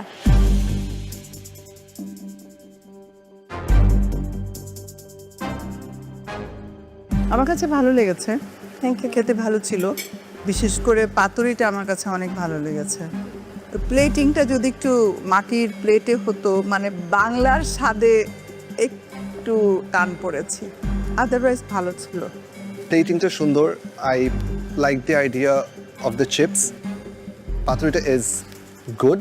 তারপরে আমার মনে হয়েছে যে কচুর ইউসেজটা আর একটু ব্লেন্ডিংটা প্রপারলি হলে, এটা ল্যাক অফ টাইম হতে পারে, এটাকে রেখে দিলে অনেকক্ষণ এটাতে মাছটার ভিতরে কচুর ফ্লেভার্সগুলো ইনফিউজ হয়ে যেত, ওখানে ছোট একটু ল্যাকিং রয়ে গিয়েছে। Best part about the dish is the fries. ফ্রাইসটা খেতে মজা লাগতেছে। কচুর যে ঘোটা করেছে সেটা 5 ফোড়নের কালো জিরা পরিমাণটা অনেক বেশি হওয়াতে একটু তেতো লাগছে। আজকের প্লেটিংটা আরও ইমপ্রুভ করা উচিত ছিল, দেখা যাক কী হয়। কস্টিংয়ে কিছু আইটেমস মিসিং আছে। লেবুর কস্টিং ধরেনি, লেবু তো part of the plate, right? এই যে ডিটেলসগুলো মিসিং আছে এখানে। কিউ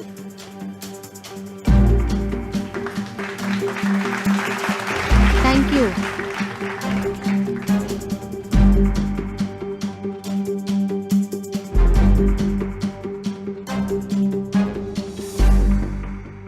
এবারে টিম এইচ, ঢাকার সেজুতি এবং জয়পুরহাটের কুমো, আপনাদের রেসিপি নিয়ে দ্রুত চলে আসুন।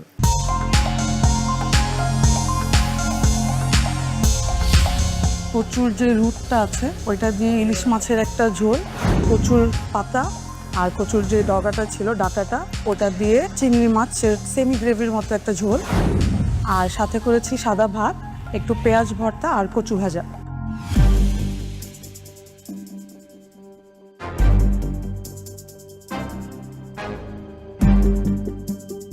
You guys understand food, you guys understand cooking, you guys understand ingredient. আমি জানি না গত এপিসোডে কি হয়েছিল, what a comeback. Wow, What a comeback. Thank you very much. মানে আমি এক কথা বলবো, ওয়াও, সব কিছু অসম্ভব সুন্দর। এবং কচুর যে ডোগাটা যেটা, ওটা এত ফাইনলি মানে পুরো মুখে দেওয়াতে মেল্ট হয়ে গেল, ভিতরে উপরের বাগারটা ভালো ছিল। আর মাছের সাথে যে কচুর যে কাঁটাটা, আমি বলেছিলাম যে হাফ মুন, আসলে সেটাই হয়েছে। সব কিছু everything was very nice, fabulous. Thank you, thank you. আমার আর কিছু বলার দরকার আছে? বললে ভালো হয়। এটাই বিশ্বাস হচ্ছে না যে গত পর্বে আপনারাই ছিলেন, ওই ডিশটা আপনারা প্রেজেন্ট করেছেন। এই পর্বে আপনারাই সেম এই তো বাংলার স্বাদে এখান থেকে এখানে চলে এলেন।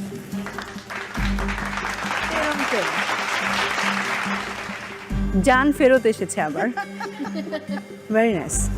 কস্টিং এ গতকালকে যে প্রবলেমটা ছিল ওটা আজকে নেই। নাইস, ঠিক আছে, সুন্দর। উনি যখন বলেছে যে ওনার জান ফেরত এসেছে, তখন আমি বলবো যে আমার জানের পানি ফেরত এসেছে। বিকজ 2 দিন ধরে 2 এপিসোড ধরে খুব নার্ভাস ছিলাম যে কি হবে না হবে। সো ওনার কাছ থেকে অ্যাপ্রিসিয়েশন পেয়ে খুব ভালো লেগেছে।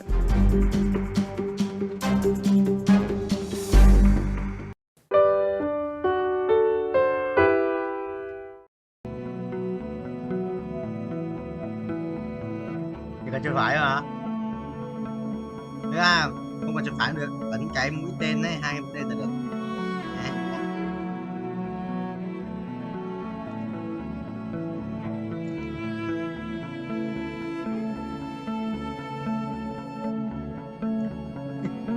Quỷ như cái lợn. Chẳng biết mà.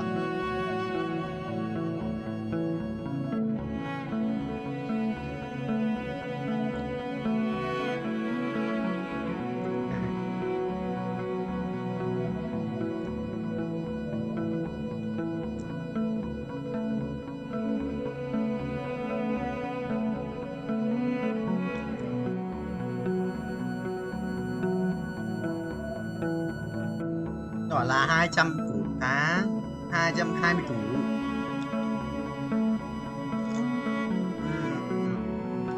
Chơi nhiều nhiều ấy. Bạn nói em không? Em biết. Em biết.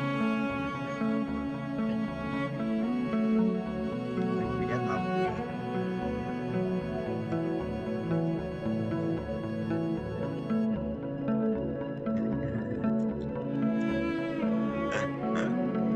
Được luôn không? À.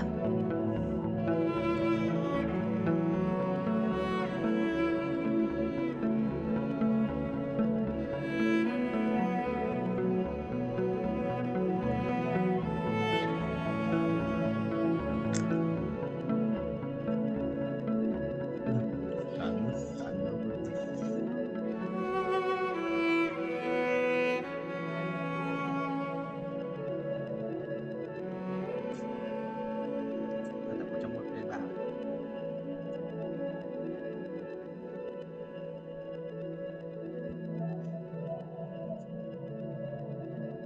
Đấy nhá. Tương bồ à? Hóa ra khổng lồ à?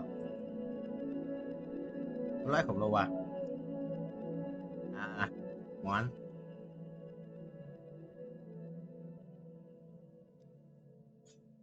Hả? Thật.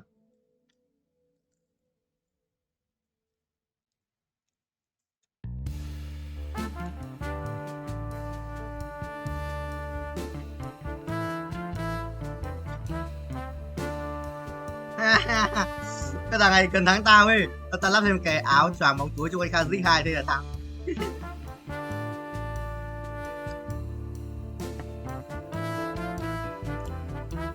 Kinh. Kinh đấy.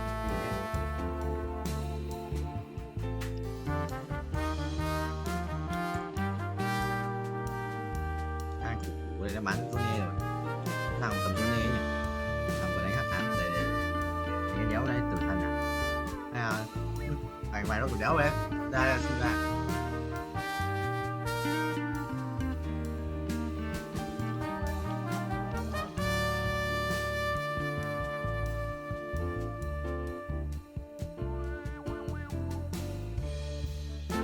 Đây nó lên đồ gì nhỉ?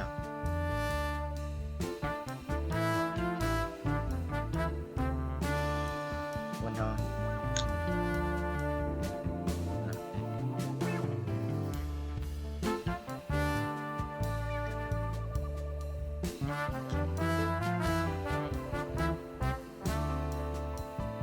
Đây nó lên đồ mặc gì nhỉ?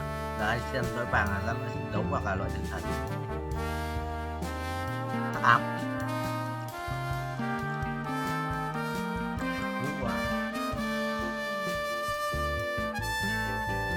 À, ra ly xin rồi anh xong đấu rồi thì nó xem ra loại xong đấu này hơi nó xong được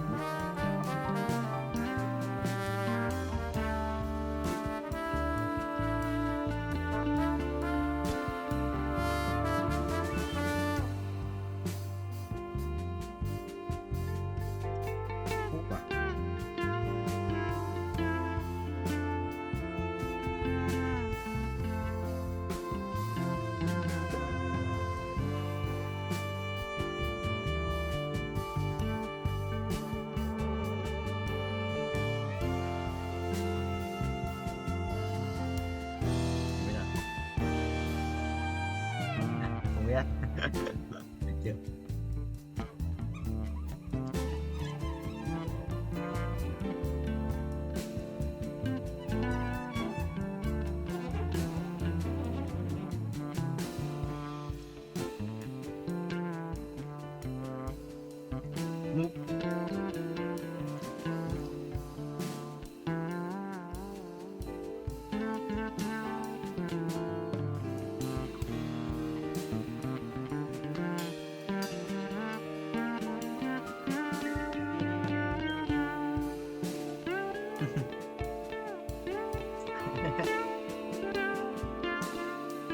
Đó, nhưng mà cơm tù là cường nhìn ngon đét mà cơm ngon đét đây đó cơm nhìn đét với quyết cơm của tao chỉ rách hơn nhiều cơm của tao chỉ rác hơn nhiều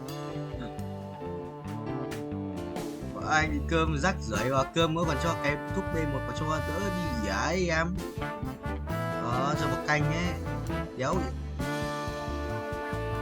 nó cho anh cái B1 một canh đéo dở luật thể một dở đéo dở luật thể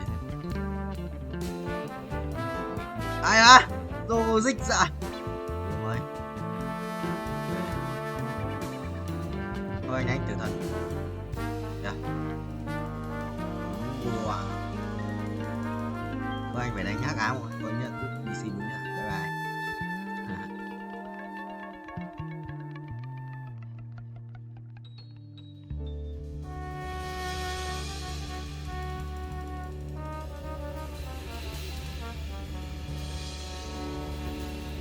đi xin phải chưa tôi mua nó còn rồi còn tiền không vậy nó còn tiền không vậy nhưng mà nó còn tiền không à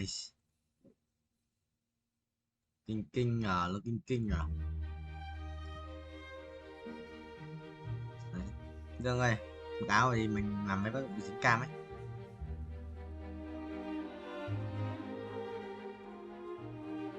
cả đóng gì đóng cửa bật điều hòa đi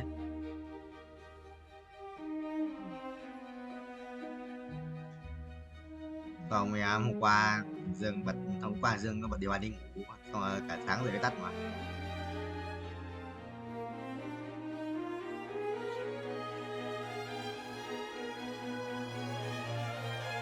đây là một an xịn hơn hoặc là trong vài vòng tiếp theo thêm vàng à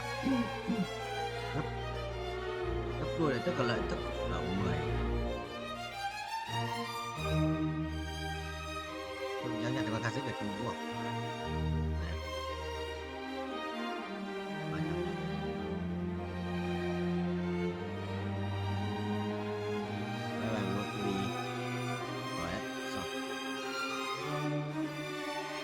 thành nick map này map này quá lâu rồi bác vua map này Mắt cuối cho nó phàm.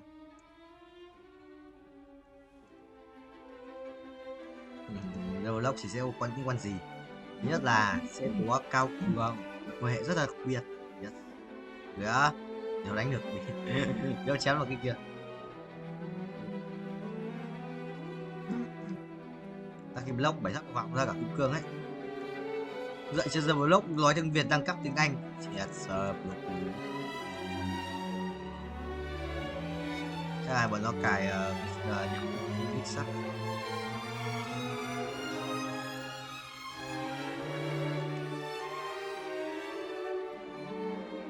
Chú bé xí lát kìa. Chú bé xí lát trực kiếm mút kìa. Mất rồi. Lấy đéo. Một cái huyết kiếm nữa. Chú bé Zone à. Chú bé Zone sử dụng kinh kinh ấy. Mảnh giáp đéo anh Nhật. Chú bé Zone đéo anh thầm Nhật. Đéo hiểu. Rồi thành xin.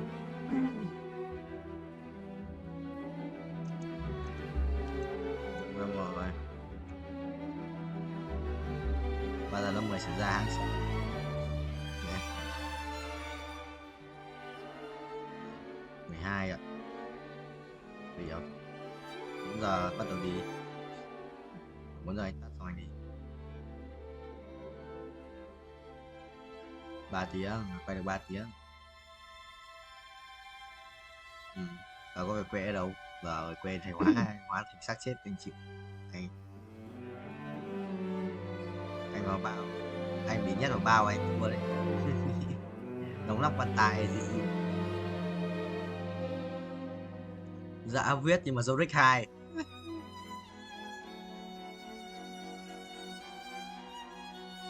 Nhà làm béo ở trên thành phố à? Yeah.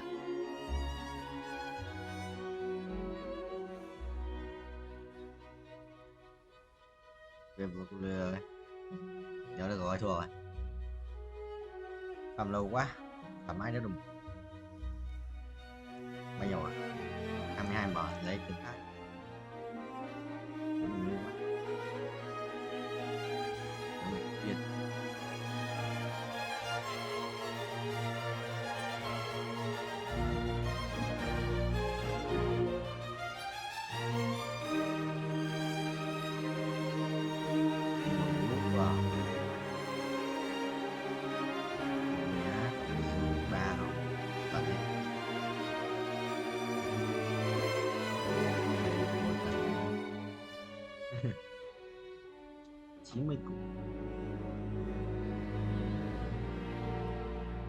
Nóng quá.